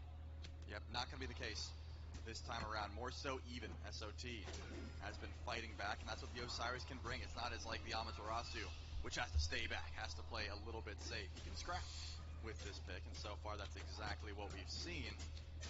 Actually, 2 Ward Chalices coming through from the support. That's going to be a heavy investment. Yeah, because Ward Chalice is the best fucking chalice in the game. You're high if you don't think putting down 48 fucking wards is bad. Where 40 wards are fucking free. Especially how long these games are going. I put down 28 wards in a 30-minute game, bro. If he can find anything. Once he jumps up on that pull, that vortex that it brings. I mean, very similar to what they were looking for when they hovered to Maui. It brings a lot of control. Lasbra comes over towards right again, tries to give Nika a little bit of pressure, but you got Panatom walking in. Cooldown buff goes the way of the Warriors. It seems like the Dragons recognize they don't want to take the rest of this fight. Sot falls back, Panatom runs into the jungle, and everything comes out as a small reset. This is also dangerous, just watching specifically where like PVM's a little tough because he can't get counter wards, but for genetics I think it's just like especially in mid, something could just go wrong. And that's because Lasbra has to sort of follow. It's just always good, bro. He knows where Panatom as soon as you finish your first item, aggressive. get fucking Ward Chalice, I swear. He's not looking to get active himself. He's just trying to defend. Netroid forced into the mounted archery, takes a lot of damage, but Genetics grabs that pull for him. No problem there. But you do lose your ultimates, and that has to play very safe. This is the aggressive duo lane that we expected, but with the Jingwei, that's a lot of character. A lot of numbers on the left-hand side. Lasbra maybe looking to see if he can find just anybody who steps out of position. Unfortunately for them, the Warriors fall back. 8 minutes in, we had an explosive start to this game, 2-0. But Trelly, the gold, virtually even, slowly shifting over towards the Dragons after the early lead that the Warriors were able to pick up. And now we're entering, totem conversation where we're entering, at least those last moments of this early game as we transition into the mid-game and looking at items, looking at starts. And specifically, I'll ask, because we don't see him a whole ton, where do you expect to see this Gilgamesh go, especially with this build? I mean, so far it's been a lot of right lane, but Panatom, the world is his oyster. He is one of the scariest characters on the map currently with this Jotun's Wrath. He's got some magical defense in tow as well, so it's not as if Lasbra is going to be the biggest threat in a 1v1, especially once that Shoguns gets online. I mean, Panatom can just control the map however he would like, but with how pushed back his duo lane has been, it's not as if ganks are going to be too easy. Mike and Vaporish Coast have so much safety as well as so much engage, as we've seen Netroid using that ult defensively a few times now. So maybe because Mike's so pushed up, Panatom heads over to the left and looks for a gank, but this gets called out and the Jade Dragons back it up. Yeah, a whole lot of nothing's happening right now. That's all the Warriors find over there. It's going to be these small neutrals that split back and forth. I know where the crowd's at right now, and I know who they are backing. Nika yesterday. Trelly, you got to talk about it. I mean, legacy game, it feels like. Oh, yeah. On this Bologna. Willing to jump in. And, one thing that the desk had been talking about was, some beads burn.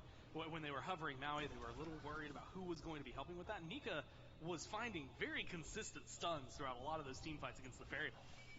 He just plays as aggressive as he wants. Looks like the Executioner will come through, so should be able to chop. Oh, he does go the Deathwalker build. Though, here from the Oni Warriors, they are faking the Gold Fury just to see if they can bait in the Dragons. Teleport not available for Nika, but SOT can get here any moment. Pantom doesn't take too much damage here, but life of the party already down. Yeah, Mike has to play carefully. Already knocked back. Gold Fury. Maybe the question of teleport coming through as well from the Osiris. This is the Warriors showing their hand. They want the Gold Fury, like you said. No, they life want the the Gold Fury or the already fight. Half health for Mike. Has to play careful. Panatom into the back. Yep, Jumps they on all the just coast, finished takes them their down to half a tier 2 items in mid. Wow, Panatom gets killed. That's crazy. Panatom dies through just buying Shoguns. That's nuts. Shoguns is such a big spike. I agree with the fight here for Panatom. For 2, Fury towards the Dragons. Now the runaway But you overestimated his trying to make sure he keeps the numbers tankiness. but they're gonna trade him huge all scrap. down the middle.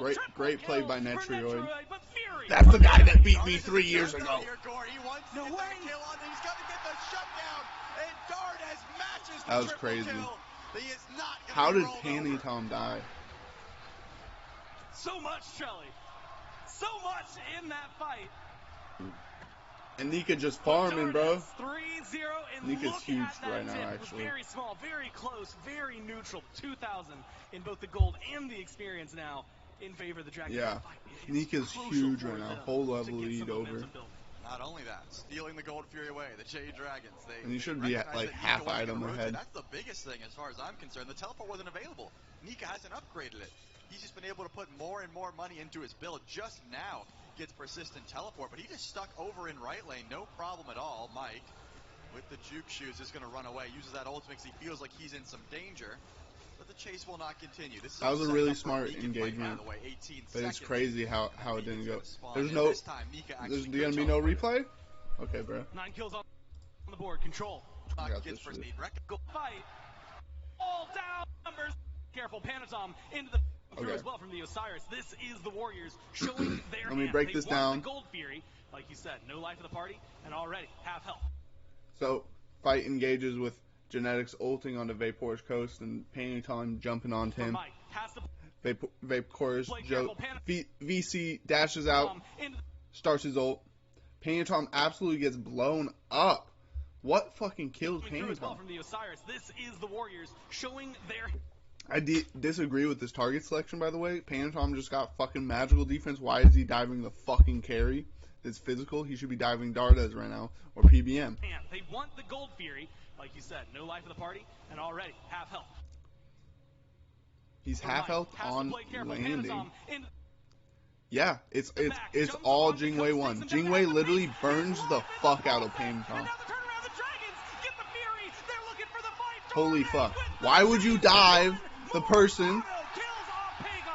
And then this is a great play by Netrioid and SOT. They came through hard. And they don't have either. 2 for 2. Fury towards the Dragons. Now the runaway. I think that's poor target selection by Dardes. Honestly, he went for Genetics, which was the low HP target, which it's such a hard decision. But he probably saves 2 of his teammates if he turns back and helps. So much, Shelly. So much in that fight. Dardes went off there though. That was an amazing team fight. That was so fucking dope. For the Dragons. Asbra, you're looking so we gotta look at the map here. No life of the party, and already half health for Mike. Has to play careful. Panatom into the back, jumps on. So VC literally solos 99% of fucking Panatom's health. PBM hits the last hit. Dardes absolutely explodes Pagon.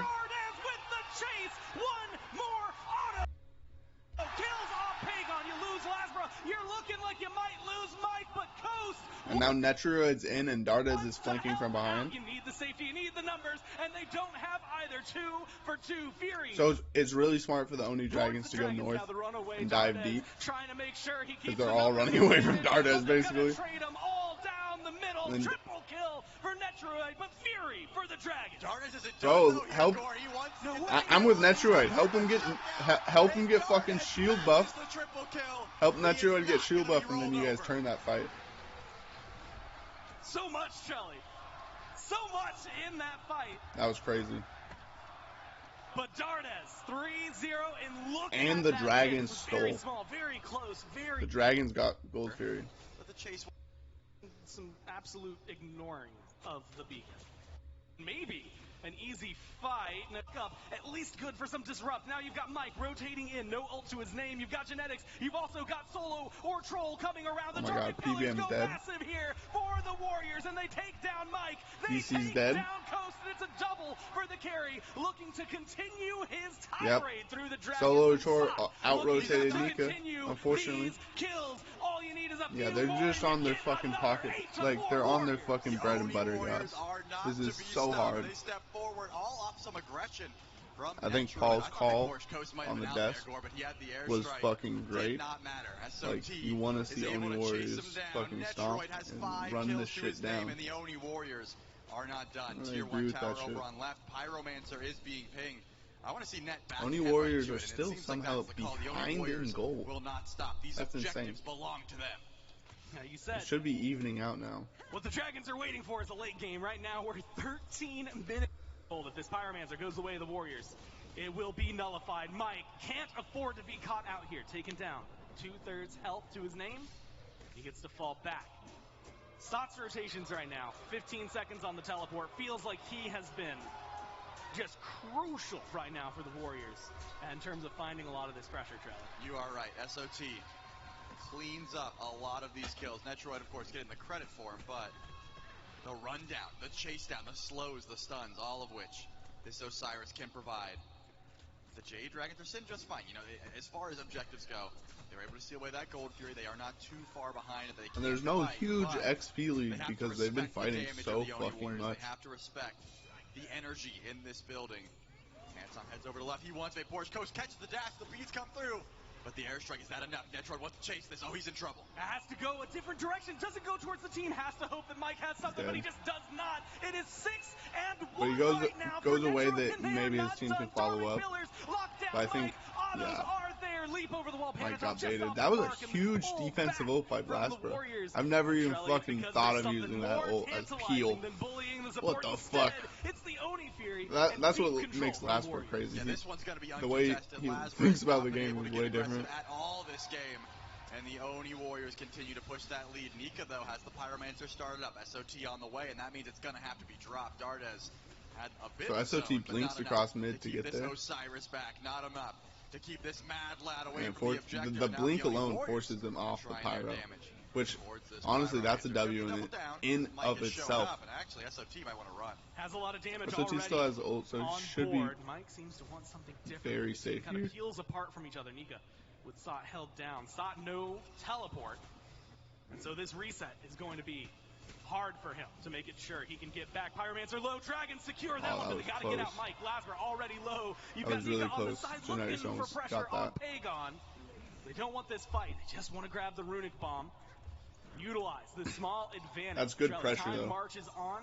It's a 5-kill lead for the Warriors, but gold is pretty much leveled out. Nika picks up the runic bomb, though. Could be used to just destroy a tier 1 tower, put some more gold in their pocket. Notably, Dardes still 3-0, remember. Some of these shutdowns have been important. Netroid got shut down, which is why Dardes is a little bit ahead in lane. Level 16 on this Tiamat. But the Oni Warriors, traditionally in the season, Gore, they were not ones to sit back. They were not ones to play for 30, 40 minutes. They were pulling Fire Giants at about this time, even with gold leads or gold deficits like this. With Netroid already having crit, that is certainly a possibility here. If Porsche Coast goes to dominance, it's going to be a while before he can match that DPS of this Hachiman. Doesn't help. Net's 6-1 right now. 6 of the 9 affected kills. You're going to need more from Net. Maybe a little bit from Lasber here as well if they want to get aggressive on the side. Doesn't seem to be the play. This Momon, we see. First couple of levels can show face, although unfortunately for Lasber it was a fall down. Then late game, you've mentioned the late game a few times. We're 17 minutes in. We're getting to that portion. When can I start to expect to see Lasber turn the tide of how this game has gone? One more item would certainly help, but he's got nothing on Panatom at the moment. Itemization-wise, he's going hybrid, he's going bruiser, and he can do so much. So, unfortunately for Lasber, he is playing on the back foot here, same as Vaporish Coast. They are just getting a little bit overwhelmed in their respective roles. Panatom can do no wrong. it's not as if a level 15 Maman Brigitte is not a threat. Lazarus needs to close gap onto people like Pagon. That'd be your good target if you are looking to get your damage off. Speaking of, Nika taking a lot here. Already half health. Good poke on the Nika. Beacon. There's not too much on the left-hand side to gain. And I think the Warriors, or more specifically the Dragons, recognize that. Nika doesn't go in. He doesn't leap forward. Because there's no point to it unless they can make something happen over on right. Yeah, Nika's walking across the map looking for something to scourge so he doesn't have to be back or force it back. In their favor. Maybe some pressure goes for the life of the party on Mike, but not able to find the pull onto Pagon. Dardes waiting for the follow-up, but not able. I would guess to the get his kill. combat blink just came up for Pagon. It's right there for the Dragons, Strelly. That is what's speaking to me right now. The Warriors, the last couple of fights, very, very massive turnarounds. But because the Dragons are not only willing to still step up, but still putting pressure all across the board, getting a tier 1 in right as we speak, they're making sure that they are not just falling back, not just playing defense for the next 20 minutes. And remember, Nika has the runic bomb. He chose not to use it there because that tower was free. It could still be used on a different tower to put the Jade Dragons even further ahead. Not so much a lead at the moment. They're looking relatively even, but the Jade Dragons still.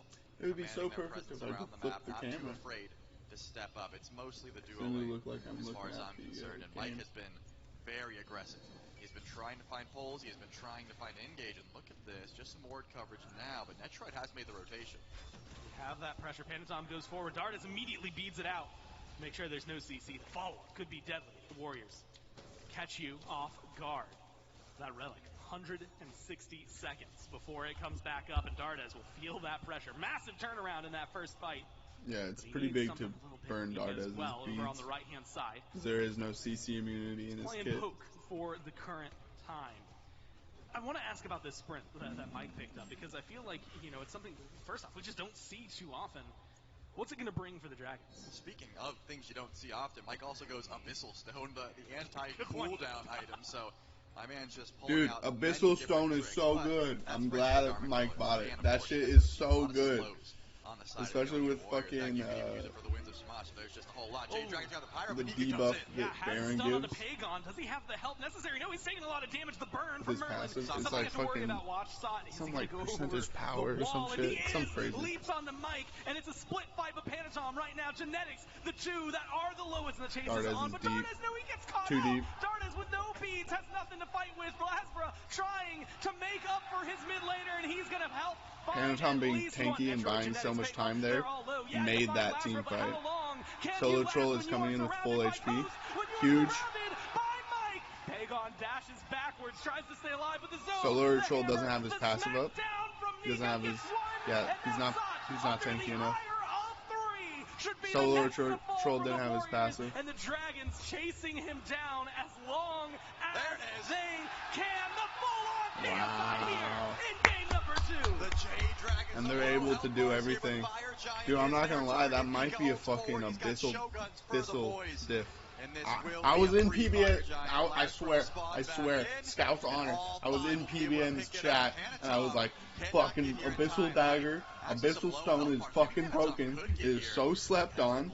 Like, that shit is so good. It's always good. Everyone wants their cooldown. Everyone wants mana. In long team fights, in long, late game, 5v5 team fights, it is one of the best items in the fucking game. Especially if you're on a character that can apply it very well. It constantly pokes, and it might have some giant AoE, like Baron, Samadhi.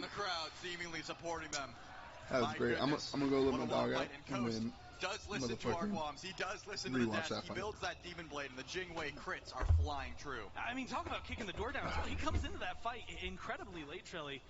And this is something we'll see sometimes with a Jingwei. Right now, what we're seeing is a Primal Fury for Vaporish Coast, and it should be a pretty simple secure. So now, Fire Giant on one side. And this is a two-part question. Where do the Dragons want to aggress? How do the Warriors defend? At the moment, Jade Dragons are on left. They just want to push down the tier 1, push down the tier 2, and continue.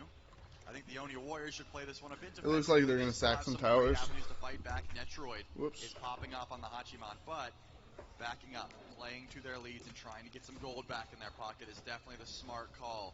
Wait for Pagon to get some itemization. You can sit underneath Phoenix for quite some time. This Merlin has wave clear.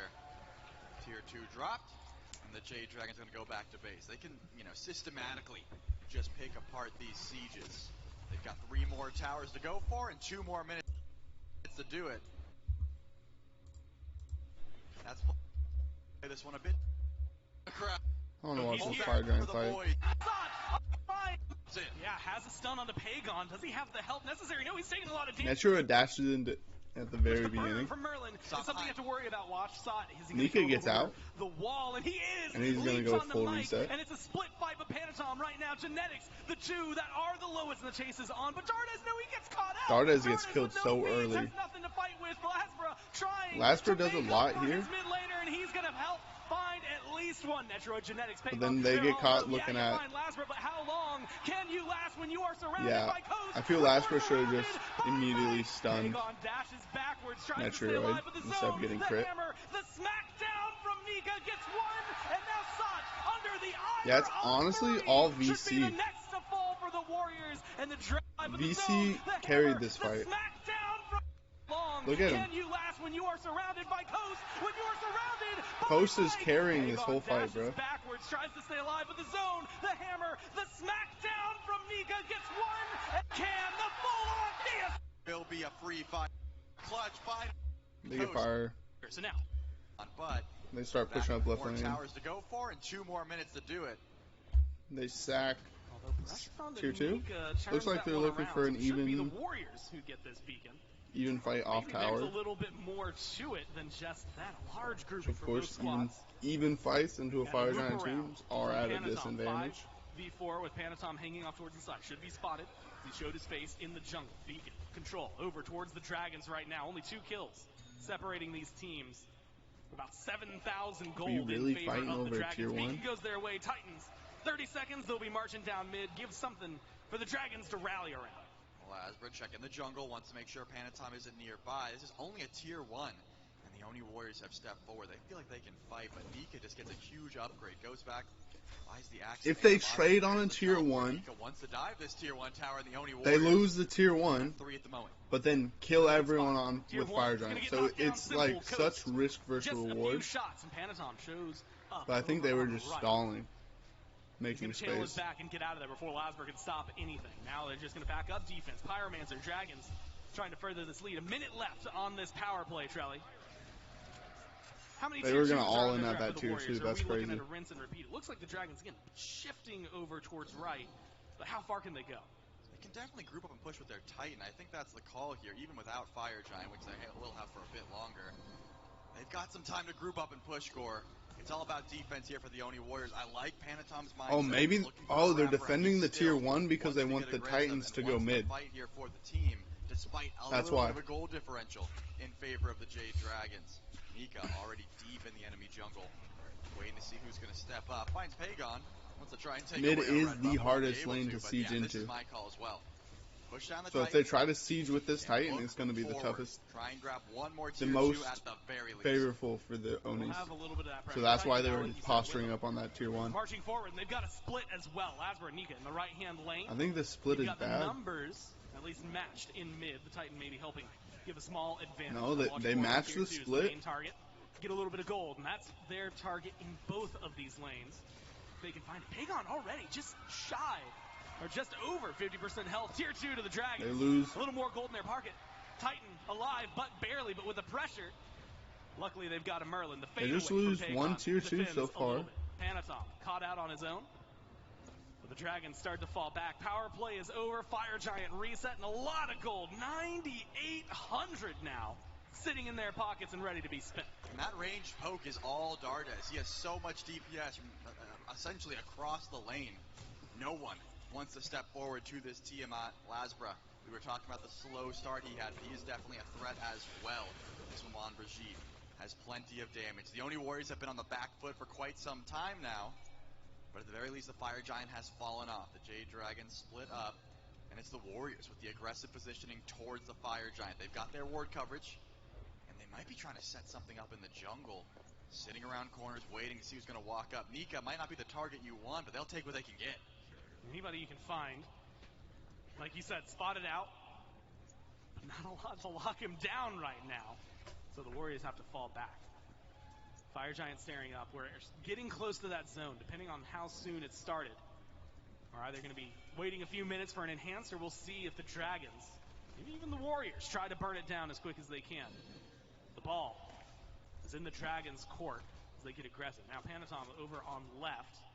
Dragons unaware of the numbers advantage they have, fishing for something. They just need someone to bite. Take the bait. Mike looking for some CC. Has the ult available. The entirety of the Mike Dragons with this chasing full him down. proc Even an ult build. drop from Dardes. Just to put some pressure Abyssal and Ethereal staff is crazy procs together. Every ability Mike hits, it's like fucking so much value. Because it's also stacking up his passive. And it's applying his one debuff. Or it's fucking rooting. Or it's healing his whole team. Or it's pulling you in and stunning you. Like, I love Mike's build. Someone will step forward, and SOT deep in the backline. I'm not even sure the J Dragons know this. The Dragons right now daring the Warriors to step to their beat. Panatom, Nika in a small skirmish. Nika jumps towards the back, has Netrioid and Pagon CC'd, and now it is very nice fucking ambush. Is the one who's catching fire, has to play carefully. The Aegis fuck yes. time, but doesn't buy his life. Genetics Stop played that out, fucking perfectly. A 1-for-1. Nika needs someone big behind oh no, they lost their that support. Damage, and that's gonna be Dardes. Support for ADC is a huge trade. If they reset there, the Dragons are looking not to let him reset. Nika is teleporting back in. Panatom's lazy backing. Oh, he fucking baited them so hard. Oh my god, Lasper's alive. You've got a great team around you right now, and Netroid's the one in danger, but he is chasing down the jungler. All he needs is the auto. All he needs is a little bit of time, but Nika is not gonna let him buy it. Everyone what else the fuck? fuck? The Warriors have How did Lasper live? Boris Coast has Jingwei passive. He could fly oh into my Fire gosh. at any moment. We're 28 minutes into this game. The crowd. If Netroid had a little more fucking, or if Panatom had a little more fucking power. I don't think Netroid hit him once. For a cheeky steal. Goes in for the ultimate. Cannot find it. And now Lord of the Afterlife is down. You've got 2 runic bombs if you're the Dragons, and a massive lead, Trelly. I mean, we are talking gold on gold on gold, everything in their pockets. And like you said, now a minute and a half until this is enhanced, but Coast is going to be able to join the fight. That was a crazy fight. With the I'm loop gonna rewatch that. now, but it's only a 1-for-1. You can need and you might be like, oh, you're not watching it live. You're not watching it live. Well, if there's any technical difficulty, I can just press L. And Pagon CC'd, and now it is all hell. It's like such a perfect bait. And it's so unfortunate DC got his fucking ult off here. Fire, has to play carefully. So that separates the fight very, very much. The Aegis buys some time, but and it looks like Genetics dies. Genetics is traded out, but it's only a 1-for-1. You can need someone big literally behind fucking him to grant Lasper that damage, literally and that's just gonna looks be at Dardes fucking to make sure at least Sot Netroid Genetics. half health already, forced to fall back. The Dragons start That's to surge crazy. forward again. He just looks to kill Genetics. Boris Coast is in here to burn down the Fire Giant, so the only call is the chase. Lasper goes I mean, I agree. Genetics doesn't have any fucking solo magical items. You right now, and Netroid's the one in danger, but he is chasing down the jungler. All he needs is the auto. All he needs That's so is a little bit of time, and crazy. Nika is not gonna let him buy it. Everyone's got a great team. This re-engage. Panatom backing is nuts. Nico with the loop around. Lasper's in danger, but just jump in, Panatom. You're dead. You've got a great team around you right now, and Netroid. Oh, Panatom lives? Is chasing down the jungler. All he needs is the auto. All he needs That's crazy. is a little bit of time, but Nika is not gonna let him. Yeah, he does live. Everyone else half health. The Warriors have to fall back. And remember, Boris Coast has Jingwei passive. He could fly into Fire Giant at any moment. We're 28 minutes into this game. The crowd behind Nika. The Pyromancer. Yeah, this is going to be a Fire Giant play for the Dragons here. SOT wants to go for a cheeky steal. Goes in for the on gold. I already saw that. Pockets. And like you said, now a minute. You can't wait for it to be enhanced. Yeah, Fire Giant play for the Dragons. Of that mind. But if it's not they enhanced, pull the only Warriors sap. They're okay defending into another Fire Giant or normal Fire Giant. I expect the next EFG is going to be a fight for the game. And I don't, like, they have to respect the siege here. It's Merlin, Ganesh, Hachi, which is like such a strong siege. I guess I should also throw in Ganesh there. He's trying to split up the Oni Warriors, not let them fight as a squad, not let them fight as a cohesive unit. And unbeknownst to And anyone, then Solo Troll is a great dive for counter engaging. We've got a large grouping over on right from the Dragons, and that's where Coast is. He's the one who can knock these towers down the easiest. You need a lot of room to make it happen. With all 5 warriors set up for the defense, it's going to be difficult. Nika, as well as Lazarus, splitting off from the rest of their team. One putting pressure on left, at least proxying a wave now. The other in mid, and a small skirmish with Solo or Troll. But you got to get the minions in there. This is where that Merlin really pays dividends. Pagon's able to keep these minions out.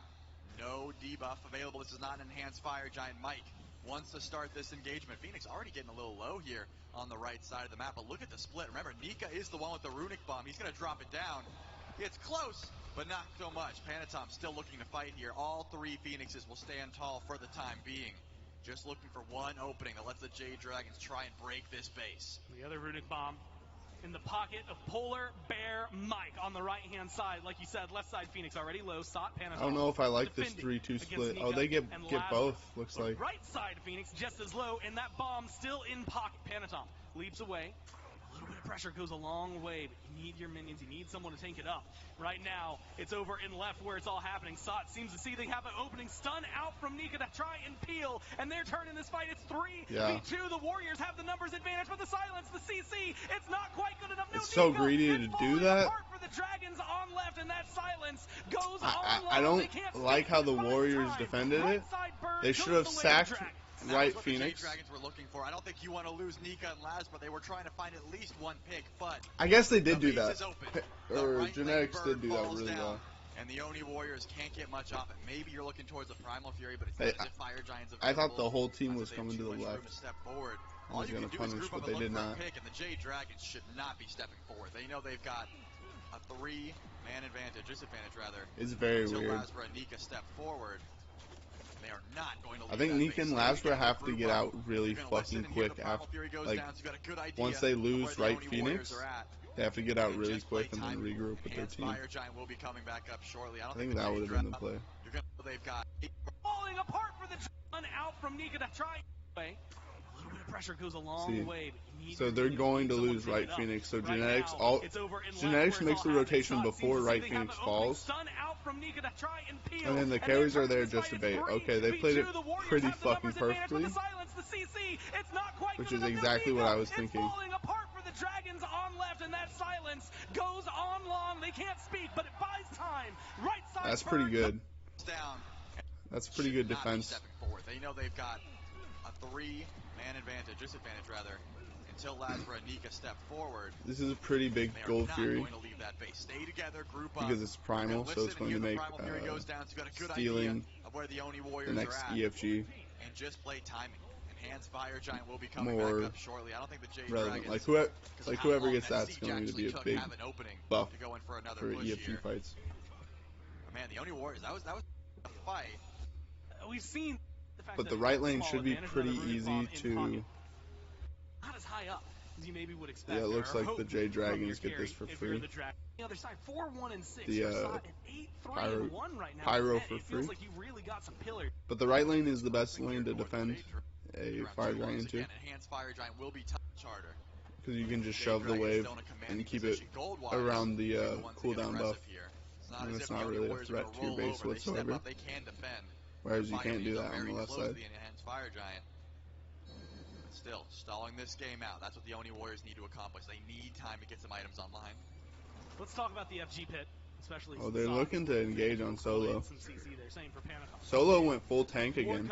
I think this is the best Osiris. Because he is one of the most. He is the tankiest god in the game, in my opinion. Full tank. Do they just defend the Fire Giant and start it up? Can they burn with it his down kit and faster? everything. How do they If you're effectively this using his 3, well, maybe he is the tankiest god Warriors in the fall game. back. How do they hold on to this? Do they just keep it going? With his 3 and his passive. Going for a 50-50 already. EFG getting low. Genetics has to dash up. This is going to be the engage. Nika dashes in, jumps in. Nika's dead off the jump in. His team was not with him. That was a bad engage by Nika. warrior just yet, and Panatom Now his team has to get out and survive another day. Dragons Because if you lose, I mean, we saw yesterday, you lost 3, and the game was over. This is what you have to watch out for when you build so much damage on below. I think that was the Dragons into the... looks like the Warriors are going to go in for their pull. Genetics wants to defend the Phoenix, but it looks like he's going to give it up, and here come the Dragons. It can be a 50-50. The Dragons into the Ferryman, I think. Down. That's going to be the danger. All you need is a straight auto from Ghost. There's some damage. They stole! Oh my gosh! Fire Giant, they lose Lazara, but look at the kills and look at the damage right now from Dardes. They pick up Solar Troll. You lose Coast. You lose 3 in the grand. But that's still such a huge defensive play out of the Dragons. They're alive. They still have their towers, and they're still probably going to be in the lead after all these cooldowns settle out. Because I don't imagine a 4v3 siege happening right now. Even though I think that might be the fucking call. Because SOT has teleport coming in. Add the runic bombs into the mix. So I actually do think you have to stay aggressive. I think the Warriors have to stay aggressive. It's a relic graveyard for everybody involved. Oni Fury, Because they don't have much base to defend anymore. So they need to start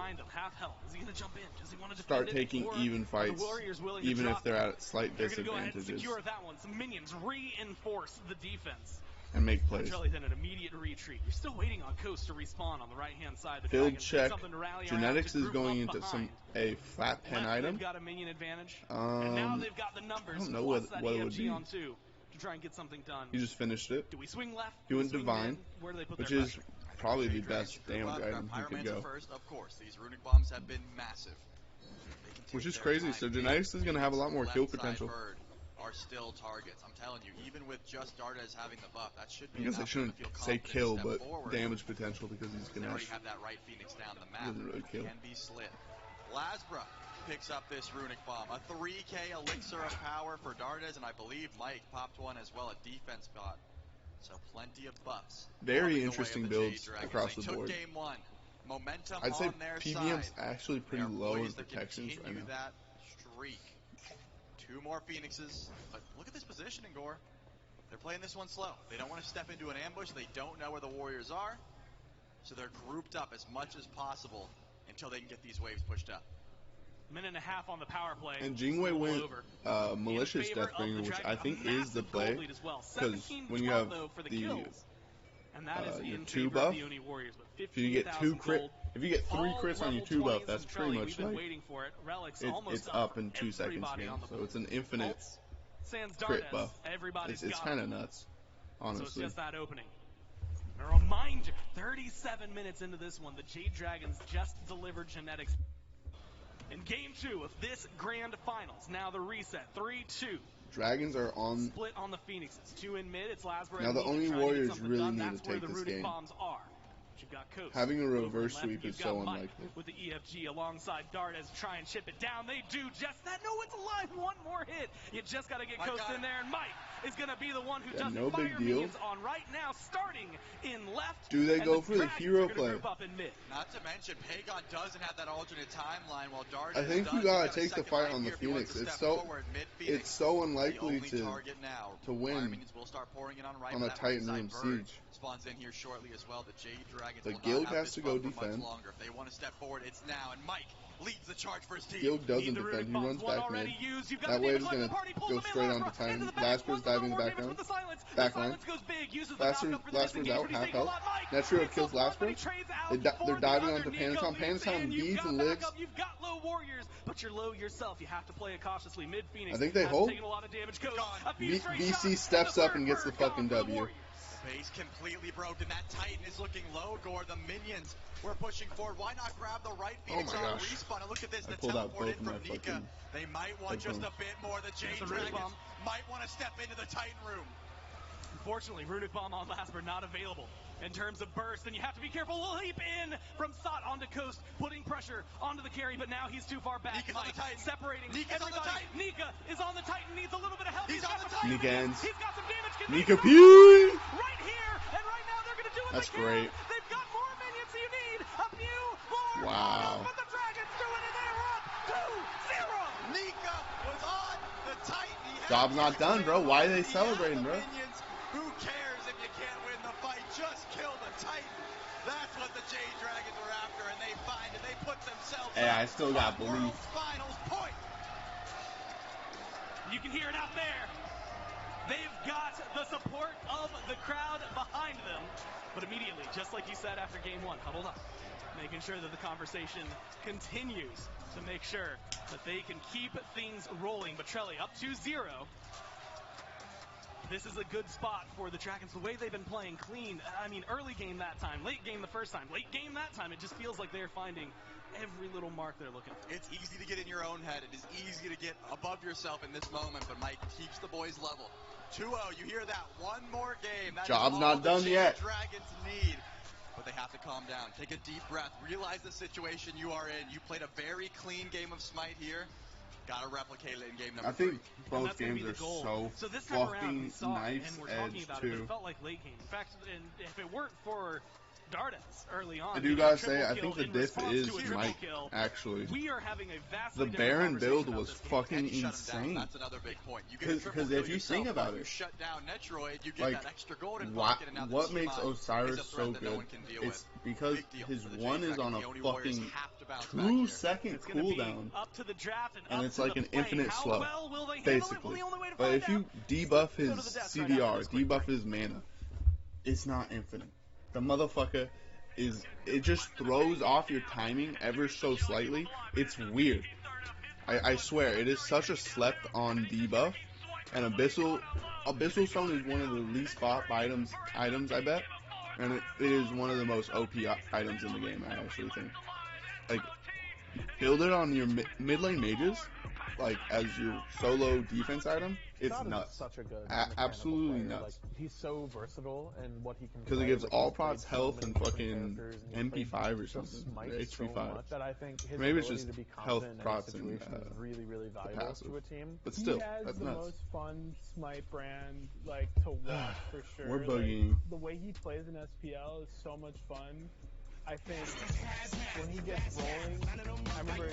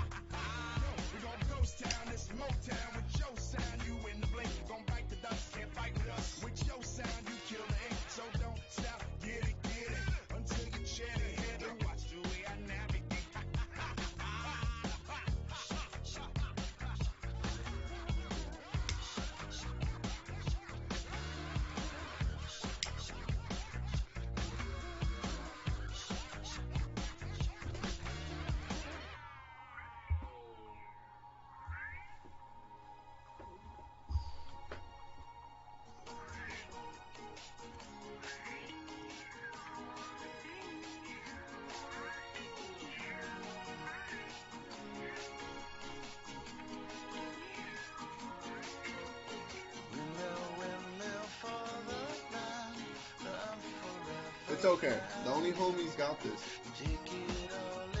I believe. And we saw a reverse sweep yesterday. Hindu got the script this year, bro. They're like, hey, you guys are going to win the first two. But then the Warriors are going to clutch the fuck up and come out and win this game.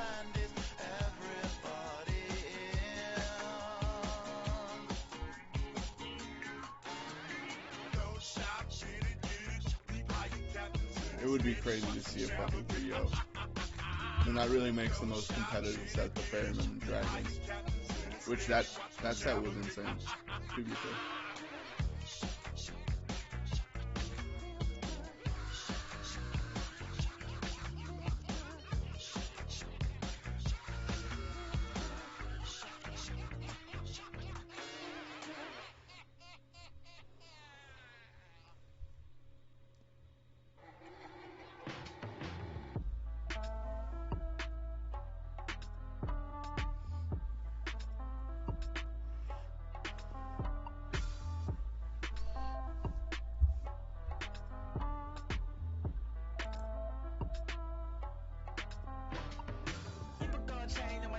flags and jet. Boy, better treat me with respect. Keep a gold chain on my neck, flags and jet. Boy, better treat me with respect. Keep a gold chain on my neck, flags and jet. Boy, better treat me with respect. Keep a gold chain on my neck, flags and jet. Boy, better treat me with respect. Rock the boat like a one-eyed pirate. Big games like I get it on my eyelids. 2 a.m. minute 5 on the highway. Whole world get a little misguided. With the spotlight, put me in the spotlight. Trust no one that put you in the wrong light. I scream when I hit her with the long pipe. Ice cream when I hit her with the sweet thing. Do my thing, no I do not do speaking. Get my shot pointed out like Bruce, man. I'm over this bitch out, I got a mood swing. I'm over this bitch out, I got a mood swing. I got vibe full of confidence, wake up like shit. Then I feel like the shit, so I guess I'm the shit. Yeah, I guess I'm the shit. Keep a gold chain. Adam here, repping Starforge Systems, and first off, that's what the players are playing on the stage, so obviously they're pretty dope, but let's do the deep dive. Adam, one of the cool things about Starforge Systems is how just integrated y'all are with gamers. Like, you guys are straight up nerds, just like us, and I think that's really important when you're trying to sell us computers. Absolutely, yeah. I mean, this is PCs by gamers, for gamers. We all play games in our warehouse. There's a D&D tournament every weekend in my warehouse. You know, we're absolutely excited to be here. It's such an electric atmosphere, and you can tell really these fans love this game, and it's really cool to be a part of this. And so, like, you know, for gamers, by gamers, for us, that is an easy thing to say. How do you represent that in the actual products that you guys export? I mean, we're constantly looking at ways to improve our product and upgrade things as soon as we can. As soon as we've got a GPU that we can get into a system that's brand new, we want to get it in there. We want people to be playing on the best hardware possible, because that's what we want. I mean, you know, I want to have the fastest PC I could possibly have, and I want everyone else to be able to do the same thing. And so, like, when you sponsor something like Smite, you're over here and all the players are playing on it, you're getting involved on the ground floor. So, you know, talk to me a little about the initiatives and the endeavors that you're doing with respects to, like, getting involved there. Yeah, so this is actually the first tournament that we've sponsored here in North America. We're really excited about it.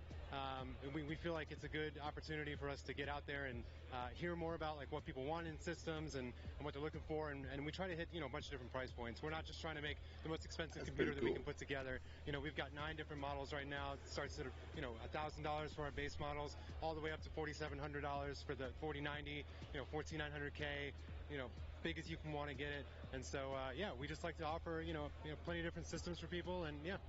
Heck yeah. I mean, well, that brings me to my next point. Speaking of, you know, as big as you want to get it, Bam, you're kind of the creative guy here. Can we talk about the logo real quick? I don't think there's much to talk about. I think it's a hammer. You know, people. You sure? I'm positive. Yeah, no, I've heard some different rumblings of different things, but I want to confirm the logo. It's a hammer. Well, what have you heard? I can't, you know, things here and there. It's nothing, you know, nothing too It looks crazy. like a penis. It's a hammer. I mean, it's, you know. I see it. I do see it. You tell me. I don't know. What do you see? A hammer. Let's talk about the let's talk about the PCs real quick. This one, obviously, the Smite one. So let's start there. It looks dope. Talk me through it. Thank you. Yeah. So we partnered up with Hi-Res and Smite to make this PC for this event. Why wouldn't you put the hammer the other way? Working with them, you know, throwing things back and forth, and why would trying to make just a truly why wouldn't you put the hammer the other way for this event? And we wanted to match the energy that we knew this event was going to bring, and really show off how cool Smite can be. So ain't nobody buying the fucking dick, the dick label. Case, with our acrylic light panel inside, actually, as you can see there, swappable, super sick. So yeah, we wanted to, you know, so our the whole penis, with our custom cases, so the penis is fucking lit up. And that's what we set out here to do, and I think we did that. I mean, absolutely, and something you were telling me before that I think is really dope. Listen, a lot of us have PCs and this, that, and the third, but that case is dope. So, I mean, am I out of luck, or? So, you know, depending on, you know, what people think, maybe we might be hitting the market sometime soon, build some hype, that kind of thing. I think, you know, if you're wanting one of these cases, I think we can probably make it happen for you pretty soon here. And the internal, like the acrylic and everything, able to be swapped out and stuff? Yeah, exactly. So we got it's called a plate light in there. It's a box that slides out. You can swap acrylic panels in and out. Maybe you'll see some different god designs on there, something like that in the future. All right, if there's different gods, so I'm buying really take your computer and customize it how you want to. It's really, the biggest thing is making your computer your own. That's what it's about, right? So that's what we're trying to do here. Sounds good, man. And, like, now, you know, last question. Due to the jungle pressure on the left-hand side of the map, the dual lane for Jade Dragons has been really powerful. How do you think the differential between the KD of player 1 and player 2 is going to wind up impacting the World Finals? No, I'm so glad you asked, actually. You know, I think the Jade Dragons looking strong. The jungle pressure's looking great. They're great in that you know, the dual lane over there. I think they're really bringing the heat, and I think Jade Dragons are taking it. I think I'd do on her. You're really quick. I think I'd go with on her. Smooth, baby. Starforge Systems, you guys really, we love the support. Thank you so much for being a part of the Smite family. On her or Last Yannick? hits you got before we say goodbye? You know, thank you for having us. You know, But I think I'd do on her because it's the most. We're excited for 10 more years of Smite. It's the purest of Smite. Go. You know, Hell yeah, on man. her. Again, thank you so much for being a part of the Smite community. Starforge Systems, doing good stuff. Back to that beautiful boy, Dawson. Dude, very That's well not me done he's by talking F-Dot. about. Well done. He's talking about Myth a little bit. Thanks to Starforge System being with us here at the Smite World Championship in Season 10. I'd be down with that PC being part of the prizing because that thing is absolutely sick. One thing that our friend from Starforge was saying here, fellas, 3-0 for the Jade Dragons and Myth. That's a serious possibility after a Game 2 win. I mean, it's looking rough for the Oni Warriors, and I know for a fact there are some emotional players on that Oni Warriors squad. Genetics in particular hasn't tasted a loss in Texas, gets 2 in a row handed to him. That's going to be hard to bounce back from. The Steel Series moments of glory I from do game number say 2 that will walk if us I a do- bit more if I through do- the action do say that we myself. saw, and the momentum starting to build here inbound. Yeah, and That on top of PBM that, build it's was more nuts. so than just genetics. It's this entire team. Yeah, some of them have won before. Solo's still looking for that first one, and I thought he played And great that- in that second fight game. was so the how's he gonna beginning come of the back in end. his game 3? And the Jade The Dragons on the target opposite side, also very selection emotional for players. They Pantom have was completely the crowd skewed. behind them, and they've got this I momentum don't understand now why he going into goes this from third game. Big They're in a Horse good spot. Coast. Yeah, we've already seen Maybe because one he's the most reverse dangerous sweep so far this but tournament. it also Let's seems not like rule you it should out. probably dive And the Jade Dardes Dragons, they've got and then history deal with of fumbling VC when they get put under after you pressure. have I a don't number want of to will it into existence, but they've got to make sure to keep their mental strong here going into Game 3. I'm supposed to be. I am unbiased. Supposed to be, I think you were going to say. I'm supposed to be unbiased, right? I am unbiased. that would shatter my soul. I could not handle that. But it's what's going to have to happen here for the Oni Warriors. Worth mentioning, internet helping me out here a little bit on this one.